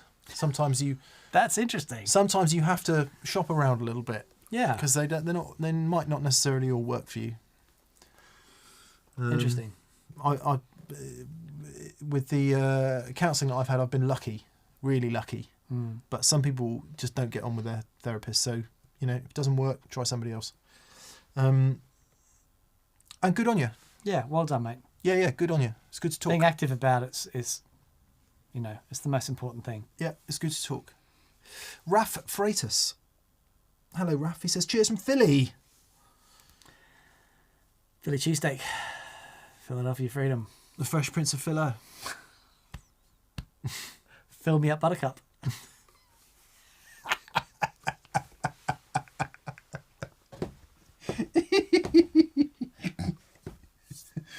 I found my thrill on Blueberry Phil. Jagged Little Phil? Yes! God, don't beat yourself, Alanis. Anyway, Raf says, cheers from Philly. Free Philly. That was good. Great show and great playing too on Friday. When Dougie came on, it reminded me of when my band in high school got a drummer and he joined in during Led Zeppelin's Tangerine. That was happiness. Yeah. Yeah. There's something about the sound of drums, isn't there? It's just primal. It's just something about playing with other humans. Oh. Well, and Dougie. And Dougie. Sorry, that was a cheap gag. Dougie is he's such a fantastic human. He's the best. He's the best. I love that guy. He's awesome. Wonderful. And he's, I you know how with drummers and bass players, there's some that, it's not to say better or worse, it's just to say some that you sort of really gel with and fit your groove. Yeah. I love playing with Dougie. Yeah, no, so do I. It's just...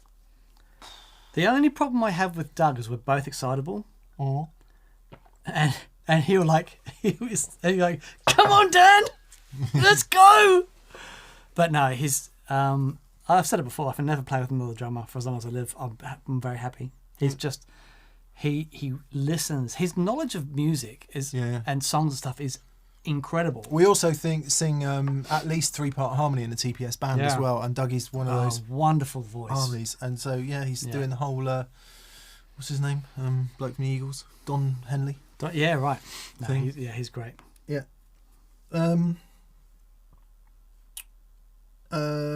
Yes, thank you, Raf. Thanks for that. Thanks, mate. Nathaniel Walker. I've recently started using a wet dry wet rig. The second wet is a bass amp. Yes, it is. Your videos help so much. Can we get a video of good amps to combine together? We have done that. Choosing amps for wet dry, I think we called it. And the general advice is? The amp with the higher headroom is the amp that you send your wet pedals to. The majority of your wet pedals to. But experiment. You've just got to have a play. But yeah, generally start with the lower headroom amp, the dry amp. More headroom, the wet amp. There we go. There we go. Stephen Rennie. Hello, Stephen. He says, Steve in Reading here. Hello, Steve. Hello, Steve. Reading.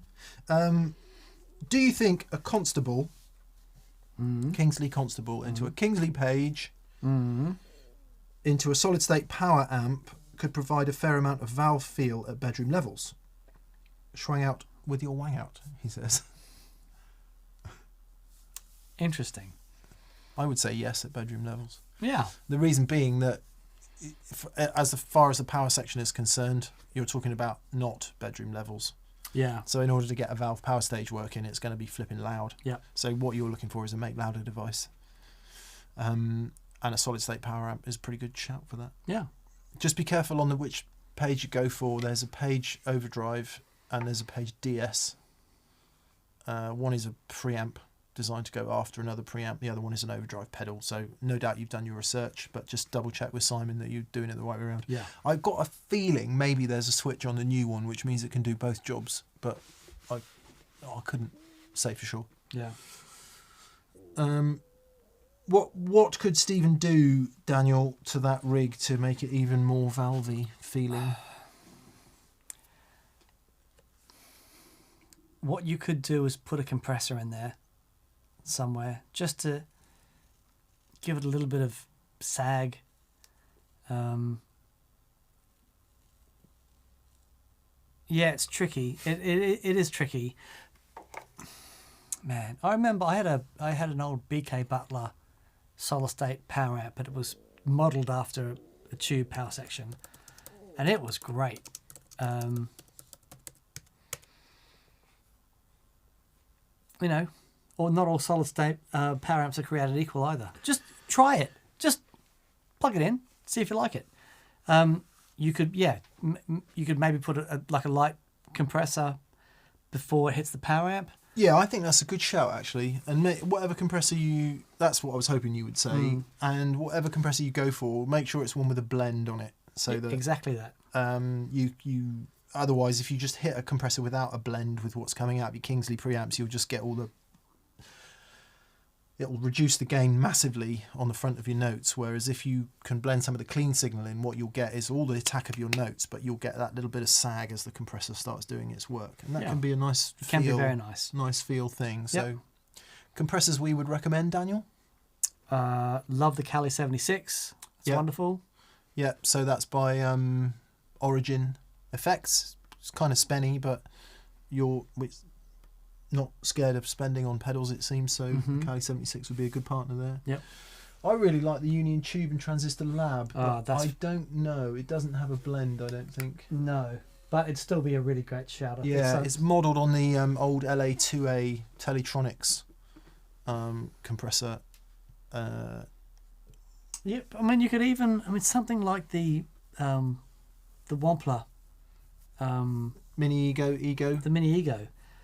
That thing's killer. Yeah. You know. Yeah. It's all in there. Exotic SP. Exotic. There you go. It's a good shout. Yeah, that's really got a nice blend on it. Good luck. Good luck. Friday's episode was especially fun, says G Barge. Hello, G. G'day, mate. Due to Dan's outrageous enthusiasm. That's what. It made me run down to the barn to plug in. You've got a barn. Awesome.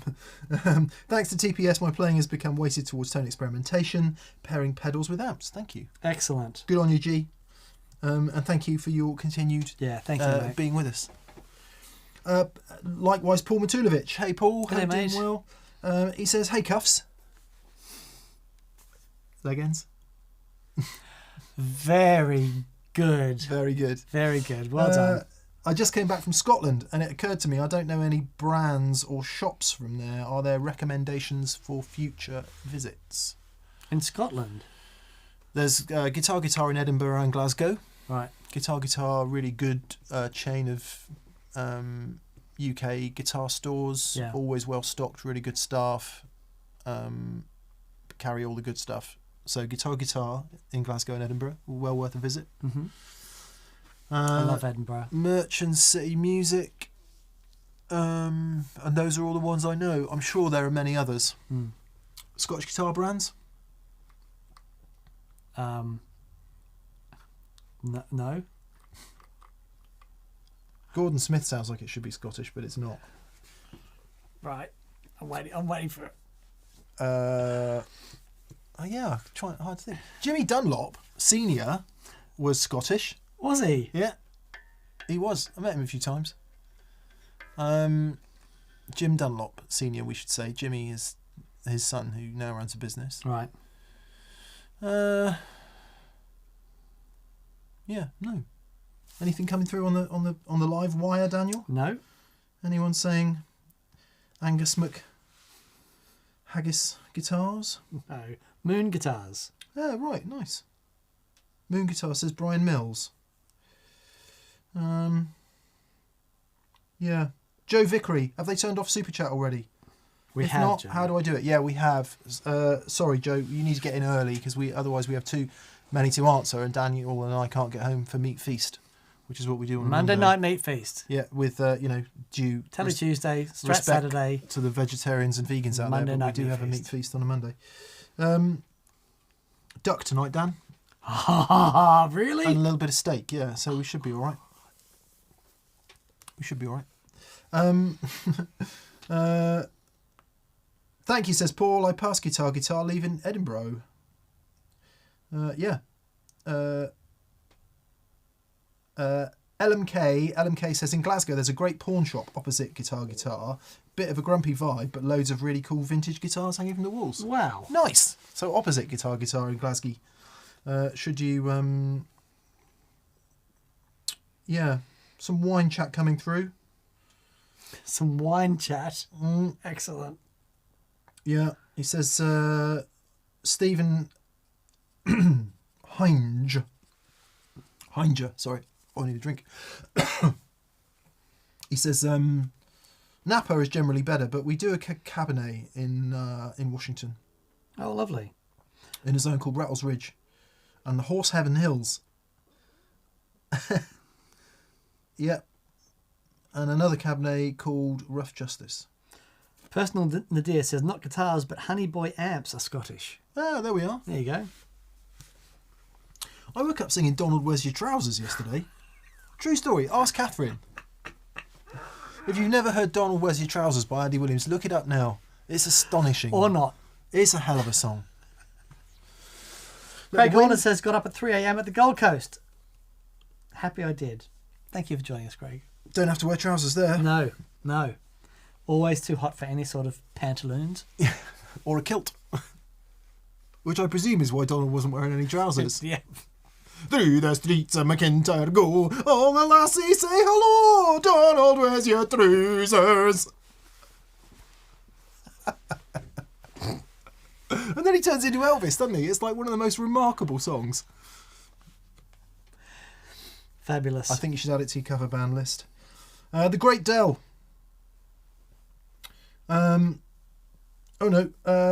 G Barge again. He says also more live music in Petaluma last week. That's not far from Napa, is it? You know, globally speaking, it's in Northern California there somewhere.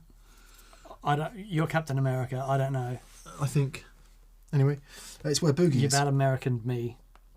More live music in Petaluma last Friday night. Added amusing sights and smells to the sonic experience. The old normal. Cheers, guys. Yeah, man. Sorry, Derek Clay says I'm so confused. We're all confused, Derek. It's all right. Just It's- go with it. Just go with it. It's the vibe. He's just confused. It confuses him, are you? The Great Dell. Can there be merit in a boat anchor, says Dell. The two best Les Pauls I've played are the heaviest and lightest. Interesting. The Allman 57 gold topper under £9 and Grant Walmsley's of the Screaming Jets 59 custom that was £16. He's got little lead things put in. I find it hard to believe. I mean, think about it in baby terms. That's a couple of decent sized infants.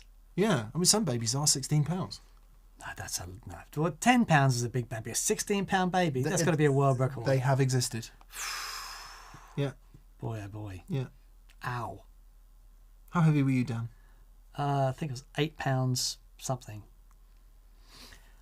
When my daughter was born, they measure the femur and they give you an indication of how heavy they think the baby's going to be. Yeah. And they said she's going to be £10. She came out, she was £6.13. Wow. and she was just so long and thin, and they stretched her out like a skinned rabbit, which and she's just been really tall and thin her whole life. But you'd think after all that time birthing babies, they'd know, wouldn't you?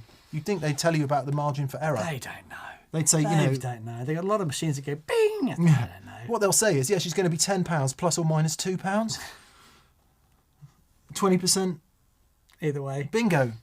Looks like you got a girl. Might be a boy. Yeah. You won't get very good odds at Ladbrokes on that, would you?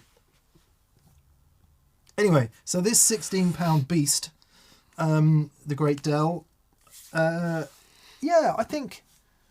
always think I'm not, as you will know, Dan and I are not fans of physically heavy guitars. Some of that might just be pure, unadulterated snobbiness, but I think most of it is having played, so many guitars over the years, you get to know what you like and what you like less. I always think the heavier the guitar, the more pickup you need in it. Right. And that might be based on absolutely no evidence whatsoever, but it does seem to me that in order to get that guitar doing anything, the lighter pickups don't seem to... Yeah.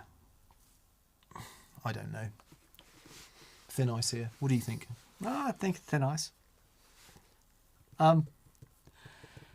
It all depends. Like I've played really light guitars that don't resonate well. Yeah.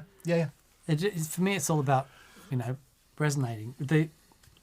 My 65, it's just a resonation machine. As is this, and they happen to be really light guitars. But I've played. Paul Stacey's got this amazing old cream Les Paul. There's the ones that sort of fade to yellow. Custom. The old custom. And it's a really heavy guitar. Oh my goodness, it's astonishing. Sounds great, yeah. So, is it a sandwich body one, do you know? I don't know. See, I had that's not the custom, is it? That's the the mini humbuckers. Deluxe. The deluxe. I was really excited about having that guitar, and I just could not get a sound out of it. Proper customs don't have the maple top. They're just just mahogany. Right. But they changed so much over the years, and certainly through the 70s and 60s, late 60s, but through the 70s, they went to that laminated body. Right. And a lot of those are really, really heavy. Yeah. And quite a few of them have got maple necks as well. Right. Wow. So, yeah, the Les Paul custom has changed. As Gibson fans will know, the Les Paul custom has changed markedly over the years. But the when I say proper, I mean early, pre them discontinuing the Les Paul in 60 or whenever that was. Customs didn't have the maple top; they were just mahogany. Right. But it's it's different. You can grab two of those guitars. One's going to stink. One's going to be absolutely legendary. Yeah. It's a flip a coin. Yeah, I think you probably. I mean, you said it, Del. You love both guitars. I mean, that's it, isn't it? Yeah. The proof of the big fat pudding is how much you can shove down your gob. Exactly. And Screaming Jets, man, they got some amazing guitar sounds. Vibas Patil, hello Vibas. He says, "Hey gents, hope you're well. It's been a while. I'm having fun playing my new rig. I've been losing a lot of the low end when running my dry bell vibe into a Sunface a la Trower. How can I fix this?" Playing a Screaming Jet song. Were you? Yep. I've never heard of them. Where are they from? Australia. Oh, that's why I've never heard of them. Didn't play it well. Just it's floating around there somewhere. Were they in the popular music charts? They were. Yeah. Yeah. Big famous Aussie rock band. What era? 80s, 90s. Yeah. Nice. Well, apologies for my ignorance. I should have that on a t-shirt, really. Anyway, so Vibas is losing low end when he's running his dry bell vibe in front of his Sunface a la Trower. Now, okay, Vibas, I think you might have this a little bit confused. Trower uses his overdrive after his vibe, not a fuzz. Yeah. As far as I'm aware, and it would be easy to be wrong here. The other really important thing about Trower's tone is it's into a really, really loud Marshall.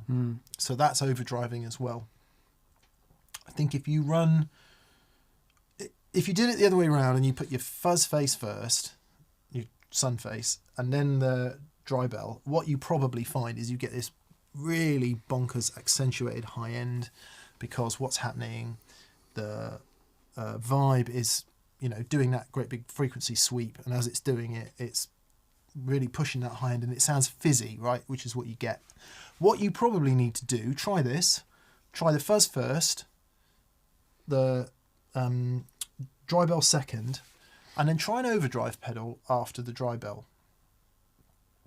I'm pretty sure that's what Trower does. I'm not even sure he uses fuzz these days. Right. But I could, whether he does or he doesn't, do try that. So fuzz first, then dry bell, then try an overdrive pedal, which will just take the edges off the dry bell, and it won't kill the dynamics of it in the way that the fuzz does when it's after. Because the fuzz really, really doesn't want to be after that. No. That dry bell. Although, that said, Analog Man fuzzes are probably better at it than most other traditional tile fuzz faces, because you can set the input resistance thing. Yeah. But yeah, try that and see how you get on. The dry bell's really interesting. When we had Andy Martin, he came on the show with his dry bell, and it sounded really good. Andy's turned his on. It was like, it's the best vibe I've ever heard. What have you done? And it's like, oh, right. It's got all these different little tweakable pots and stuff. And he's sat down for hours just getting the right throb levels and stuff. And Getting it right, yeah. Really, really great sounding vibe. Yeah, let us know how. I'm interested to know how you get on with that. Yeah. Buzz Wilson, love you guys. Oh, thank you, Buzz. We love you too, mate. Yeah. He says, pedal order question. I've got an Analog Man Sunface. Nice. D&M drive. Nice. Tumnus. Nice. ODR1 and a Greer Lightspeed. Okay. I want one of these to use as my booster. I'm looking for versatility. The difficult thing, it's not about the particular pedal, it's how you're using the particular pedal. For example, are you using the D&M like heavier gain? Are you using the what was the clone? The Tumnus. The Tumnus. Are you using that as low gain, or using that with loads of gain? And it's so thinking about it in terms of the amount of gain that you're using. You're going to put the higher gain pedals to the front of the chain. Yeah. Lower gain pedals towards the end of the chain. The boost, which will have the lowest amount of gain right at the end, but fuzz always first. Yeah. I'd go Sunface. Yep. Lightspeed. Yep. ODR1. It's interesting putting the light speed there. I would, yeah. Okay. Just because I like it a bit gainier. Okay. Oh, yeah, right. Yeah. ODR1, yes. ODR1 next. Yes. Then D&M drive. Nice. And I would use the Tumnus as the boost. I concur. The only thing I might change is I'd put the D&M drive where the ODR1 is. Yeah. And then I'd put the ODR1 and then the Tumnus, but I'd still use the Tumnus for the boost. Yeah. We do it on the show all the time. Whenever we kick a clon style pedal in for a boost, far out. It's just so good at it. It's everything that you want to hear when you lift the volume. When you lift those, it's wonderful. The only caveat with the Tumnus is it does have a lot of low end, which at low volumes is going to be a really good thing, because you're getting a bit of that sort of Fletcher Munson effect. You need a bit more bass and treble at lower volumes for them to be perceivable, and then as you get louder, you definitely want to turn that bottom end down. So I would say the Tumnus at the end for the boost. Set the gain really low, the output volume really high, and the tone quite high as well, actually. Yep. And that'll give you a nice boost. Yep. Good. Very good. Enjoy it, Buzz. Yep. GI7ND.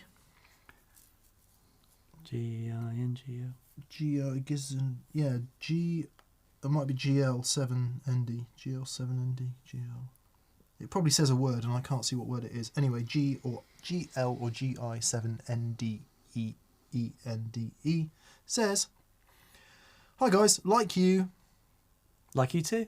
I'm really impressed with the gold top Les Paul you have on the show. Yeah, it's magic.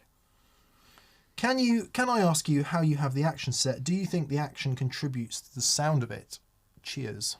To that specific guitar. Yeah. I mean, the action contributes a lot to every guitar, but it's comfortable. It's a little lower than Dan and I would normally have it. It's not our guitar, so we don't really go messing around with the action. Well, I do. I keep putting it up, but it keeps going down again, which I'm not quite sure why that is. But it could be that the neck's a bit bendy. Oh no, it's not bad. It's probably higher than Gibson standard spec.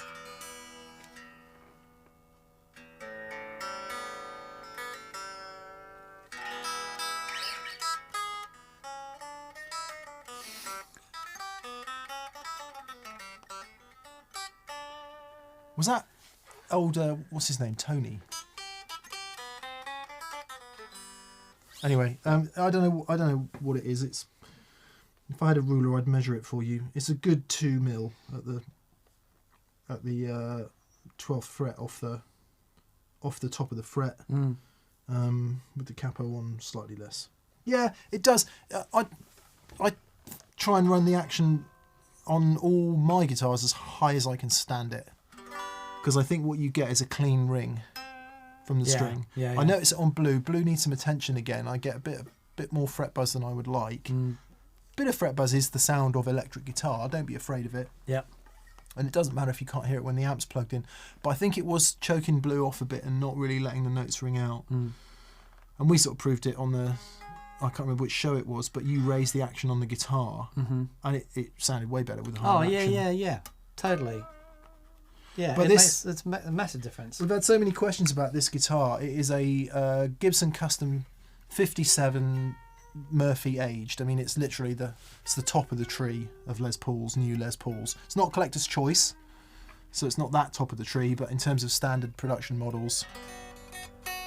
And it's just astonishing, and people are like, oh, what pickups are in it? You know, what about the action? Is it this? Is it that? It's a combination of all of the above. Yeah, totally. It just, I don't know what, but it's almost the lightest standard I've ever felt. Yeah. Because when I first picked it up, I'm like, oh, a chambered Les Paul. I don't know. And it's just magic. Just all the bits of wood seem to work together. Everything just seems to come together. If you're a fan of like massive sledgehammery, heavyweight Les Pauls, you probably wouldn't like it. It's a different thing. You know, it's got more in common with a Telly than one of those. Yeah. Oh, nice! Look at you. That's amazing.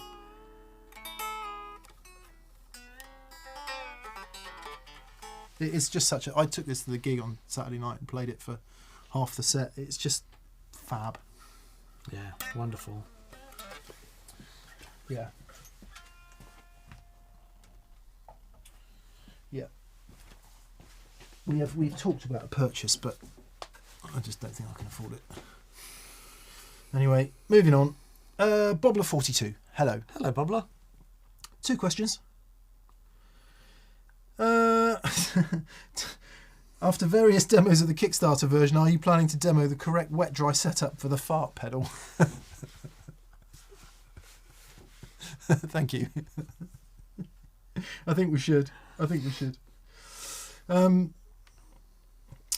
Lavinish. Good timing, Mark. He says, I got my first Les Paul on Saturday. It's a 2008 Tom Murphy R8. Oh, wow. Yes, it is. Wow. Any wisdom on how to fully insert myself into the rabbit hole for amp and pedals with a healthy budget?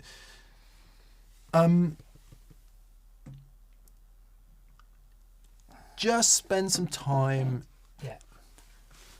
with those pickups, the in-between selection, playing with the volumes and tones. Make sure it's 50s wired. It should be. Yep. And if it is, you'll have such a lovely time. Yep.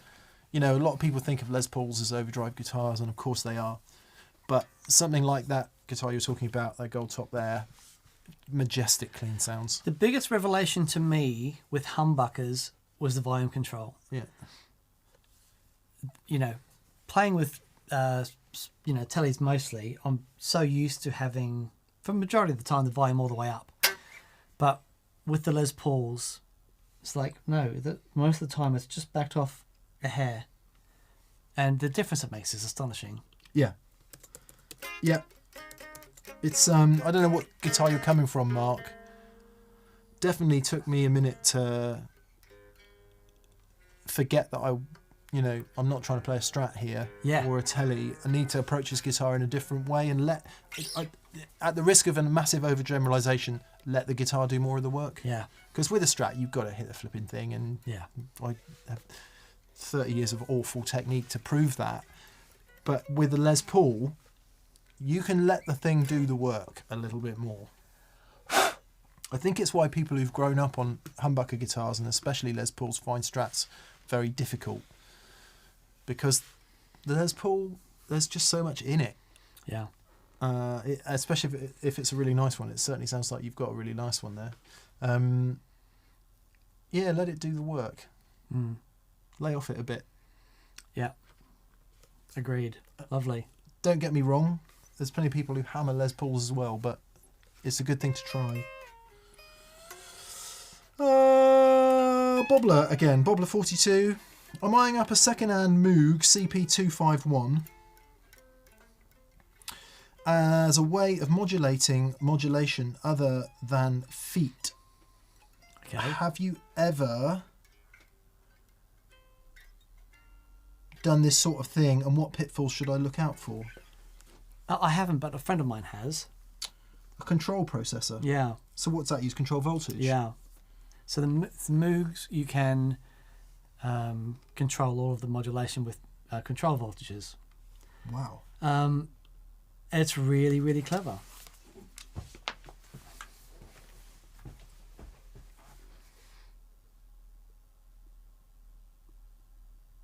Looks like that. Yeah. Yeah, nice. Yeah. Certainly if you're into your analog effects.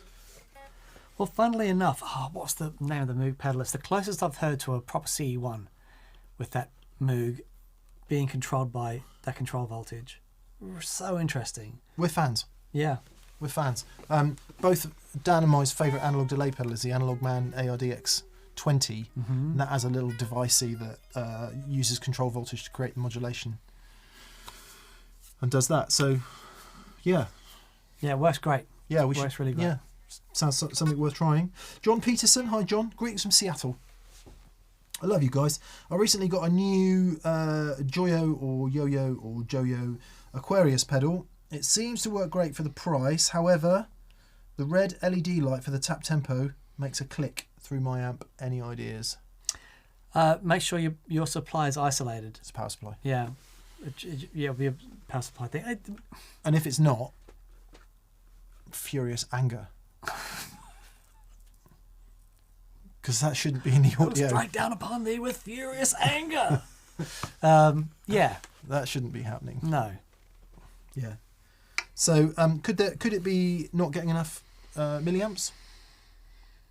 Or is it just an isolation thing? So if your supply isn't delivering enough current, then as the LED draws current, it could be modulating something inside, and you might be hearing it that way. But is it to say it's clicking or yeah?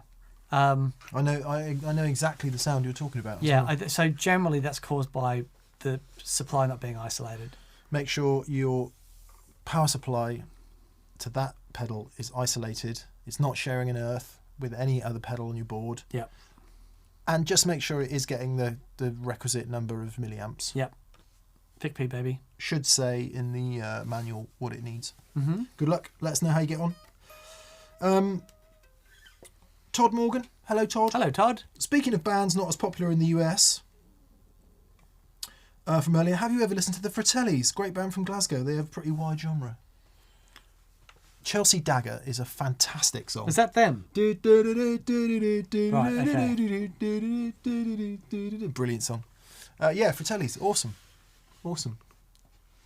For those of you, I listened to a great program on Radio 4 once which talked about these two particular Italian towns that were going through tough times, and one of them moved to Cardiff, and the other the whole town, pretty much. Wow. And the other one moved to Glasgow, which is why there are so many Rossies,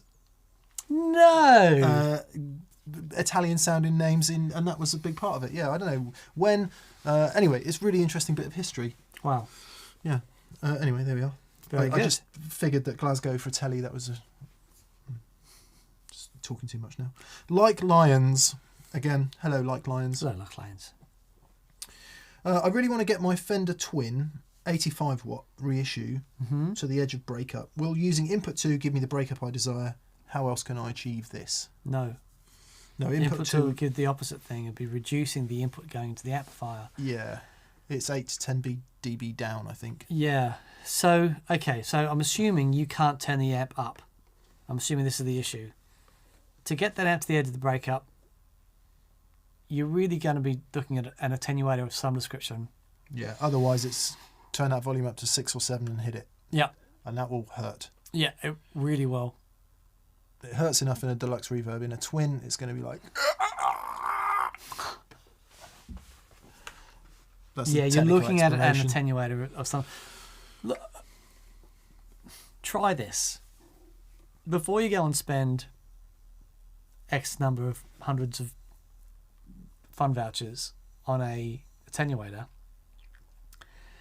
spend £25 and hire a rehearsal hall for an hour. Put the twin in it and just turn it up and experience what it's like. Because it might be that you turn it up and that breakup sound of the twin, you might go, oh no, I don't like this. I don't like this at all. Yeah. Yeah. Yeah. Failing that, you are looking at some sort of attenuation device, and that might be a passive attenuator. We have a selection. It might be something that's a bit more well considered. Next step up from that would be something like the Tone King Iron Man 2, I think is our favourite one, which is really good. And then up from that, you can get into things like UAD Aux or the Boss tube amp, Wazza expander tube. Tube amp, Wazza expander tube. Which gives you a whole bunch of other stuff, digital connectivity thereafter, and quite a lot of tweakable gubbins. Just a straight passive attenuator is probably the way to go. But like Dan said, get a listen to it first and make sure you like it, because it's not for everyone, that sound. Yeah. Yeah. Good luck. Alternatively, just get a nice overdrive pedal. That sounds really nice. Into a twin. That'll sound lovely. Yeah.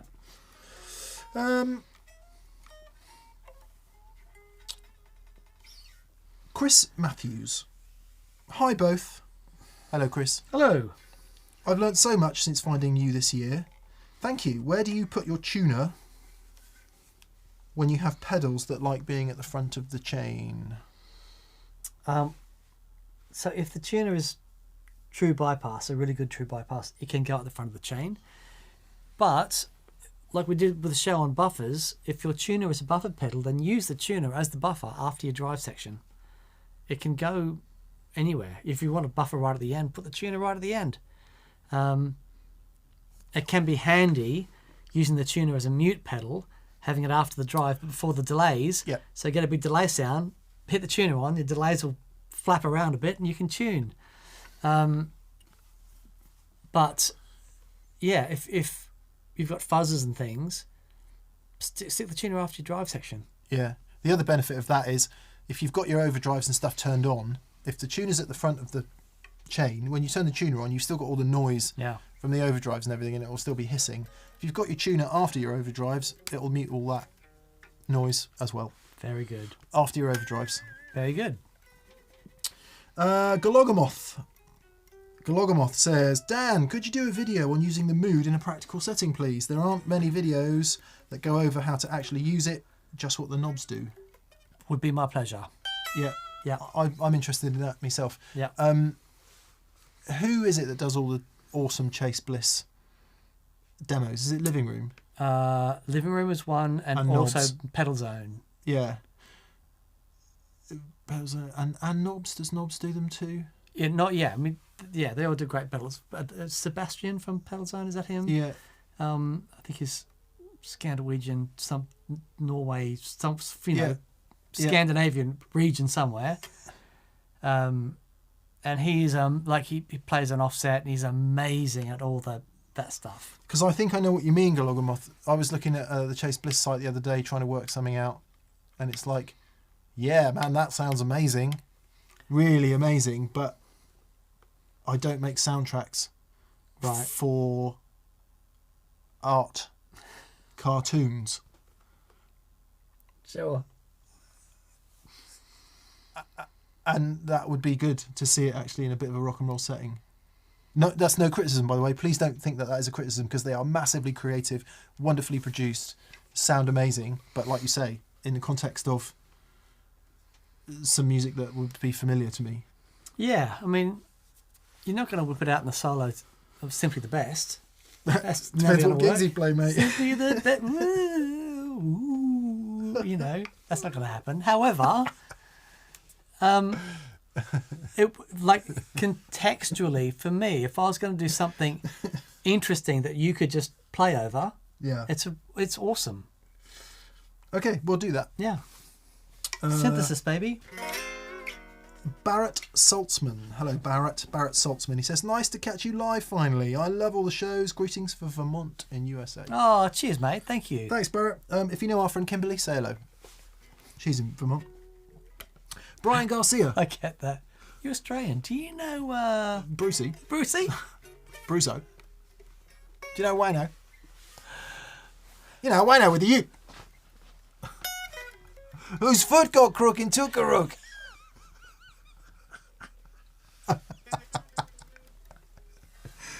Sorry, apologies. I'm now getting a little bit well, I don't even have the words. Bit excited about Meat Feast. Yeah, I hear you. Is the truth. Yeah. Brian Garcia. Hello, Brian. Hey, Brian.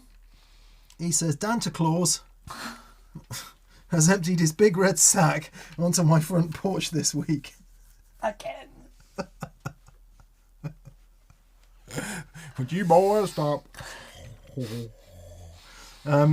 He's the proud owner of a harmonious monk. Thanks for all the knowledge and inspiration. Thank Brian, you, mate. if you bought it for yourself, thank you. If somebody bought it for you, thank you. It makes a big difference to us. And most of all, we hope you love playing it. Yeah, it's just we're so pleased with that thing. Yep. Brett Laszlo. Hey, Brett. From Canada. Hey guys, just wanted to say I got my mystery tea a couple of weeks back. Thanks again for the signed card. Just been super busy with work lately. You're welcome, Brett. Thank you, and, Brett. Thanks for buying a tea. Sometimes we do mystery t-shirt offers. So if you're on the TPS mailing list from the store, you'll get an email going, mystery lucky dip, I think Catherine calls it. Right. Good. Patrick Carroll. Boys, I say this with love. I've asked for 3 years and was told it would be on the show. Will the ZVEX Octane 3 still be on TPS? What's going to really annoy you, Patrick, is we did an octave thing, a little jam the other day, and we didn't include it. The Octane 3. Yeah. Right. Is it there? It's there. Dan's going to put it on one of the boards for the shows we film tomorrow. There we go.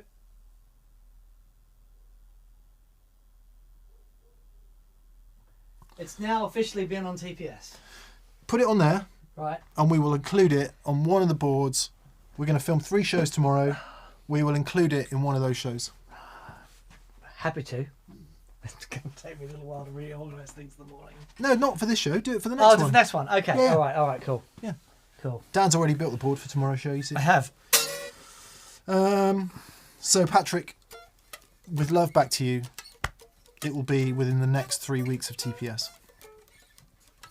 Oisin O'Grady. Oisin, hello. How are you, mate? Long time since we've heard from you. Hope you're doing okay. He says, please do a shootout of ODs, Tube Screamer, Klon and a DS1 in a mix. I think that's a great idea. Yeah. I think that's a really fantastic idea. We will do it. That's awesome. Okay. Naganud. He says, guys, do you ever have a hard time justifying expensive guitar purchases? Andy Timmons sounds better than anyone on his signature Ibanez, making the custom shop Strats that I keep eyeing seem too extravagant. First part of that question, the gear that we've accumulated over many years. My 65 Strat, I was Tully. I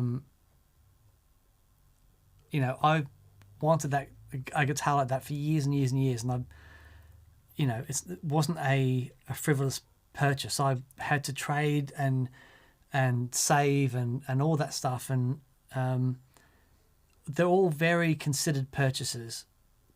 Saying that, this is something that we do for a living.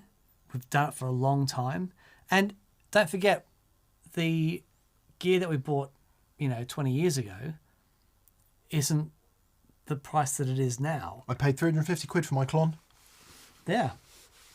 I paid 250 quid. It was in 1921, but Yeah, but yeah, exactly that. I know what you mean, though. So what you're saying is you can't compare anything to Andy Timmons. No, you really can't. Dan and I are privileged, spawny, spoiled enough to get to hang around with some of the best players in the world. And Andy's better than pretty much all of them. Yeah. He is unbe-freaking-leavable. Yeah. So I've never been as moved by a guitar gig as I have stood there watching Andy Timmons. the guy's core tone is breathtaking. Yeah. Even before you add all the business. Yeah. He is absolutely amazing. So don't be watching Andy Timmons going, oh man, he sounds brilliant. You know damn well he'd sound fantastic on a £99 Squire. Yeah. So it's not a fair comparison. I think you've got to, there does come a point. Dan and I have both been there in our lives where you're making really stupid decisions about your expenditure, and it's certainly in my case, buying stuff I just couldn't afford. Oh man, I got into debt the day I turned 18. Yeah, and didn't get out of it for years. That all came crumbling down Stupid. a couple of times in a sort of very humbling and embarrassing situation. So, don't skint yourself, which is easy to say, isn't it? Because we all do it. I think I'm about to buy a really stupidly expensive guitar. Oh, the Collings. Yeah, and I can, if I'm careful, I can just about afford it. Do a bit of, Yeah, well, it's the same thing with my acoustic. It's robbing exactly Peter the to same pay thing. Paul and all that, and So yeah, guilt, hard time justifying expensive purchases. Sure, and I guess the more you do over your lifetime, the more you can make a really considered judgment about whether it's going to do the thing you want it to do. So yeah, I think that guilt, buyer's remorse, all of that. The most important thing is that you are inspired to play. Yeah. And all of us go through that thing where we think that will inspire me to play, and you buy it and it doesn't. And you repeat that a few times, and you realise that actually that relentless gear acquisition syndrome in order to be inspired to play is phooey, really. Yeah, quite detrimental. Yeah, and you got to go there to come back, unfortunately. Yeah. The road of excess leads to the palace of wisdom. Indeed. And just don't let anyone go hungry on the way. If you can, which is what I did. Yeah, sure. If it's something that you love and you can afford it, absolutely. If it's I've got my purchases, the stupid purchases that I made were stupid because I couldn't afford them. Primarily. Which is a bit of a downer. Buy it. David Inichen from Switzerland. He says, "Hi guys, nice to see you. Thanks for the show. You've given me confidence in my sonic research for music and gear. Thanks for all you do. Ah. Greetings to all TPS fans. That's lovely, mate. Yes. Thank you. That's lovely to hear. That's the best thing. Inspiration, isn't it? Yep, totally. Sometimes it strikes. Yeah. You've got to go with it. That's Totally. us. Totally. We're That's done? all tonight's Chattermundos. Let's just see what's happening in there.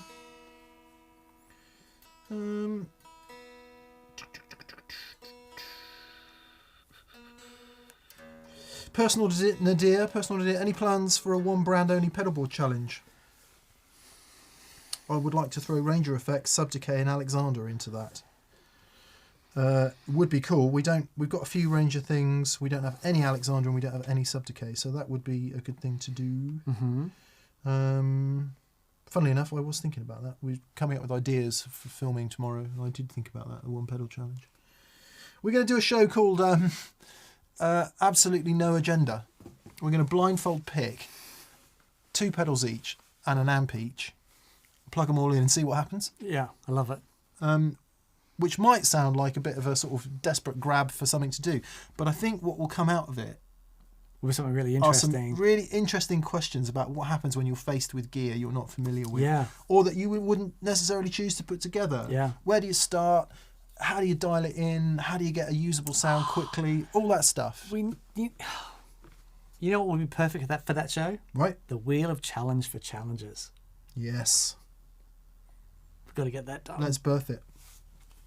Let's birth it. Splendid says, are they answering live comments or are you supposed to submit ahead of time? Splendid, we prioritise the super chats for this segment. So that's how you do that. And we have to turn it off early because we get so many in order to get through it before me and Dan go for Meat Feast. Meat feast on a Tuesday. Meat feast on a Tuesday. Monday. Yeah. That's how hungry I am. I forgot it was Monday. Monday. Yes. So we can reconvene here tomorrow, do our Boomer Bends and Pedal Dad Blues Rock. Excellent.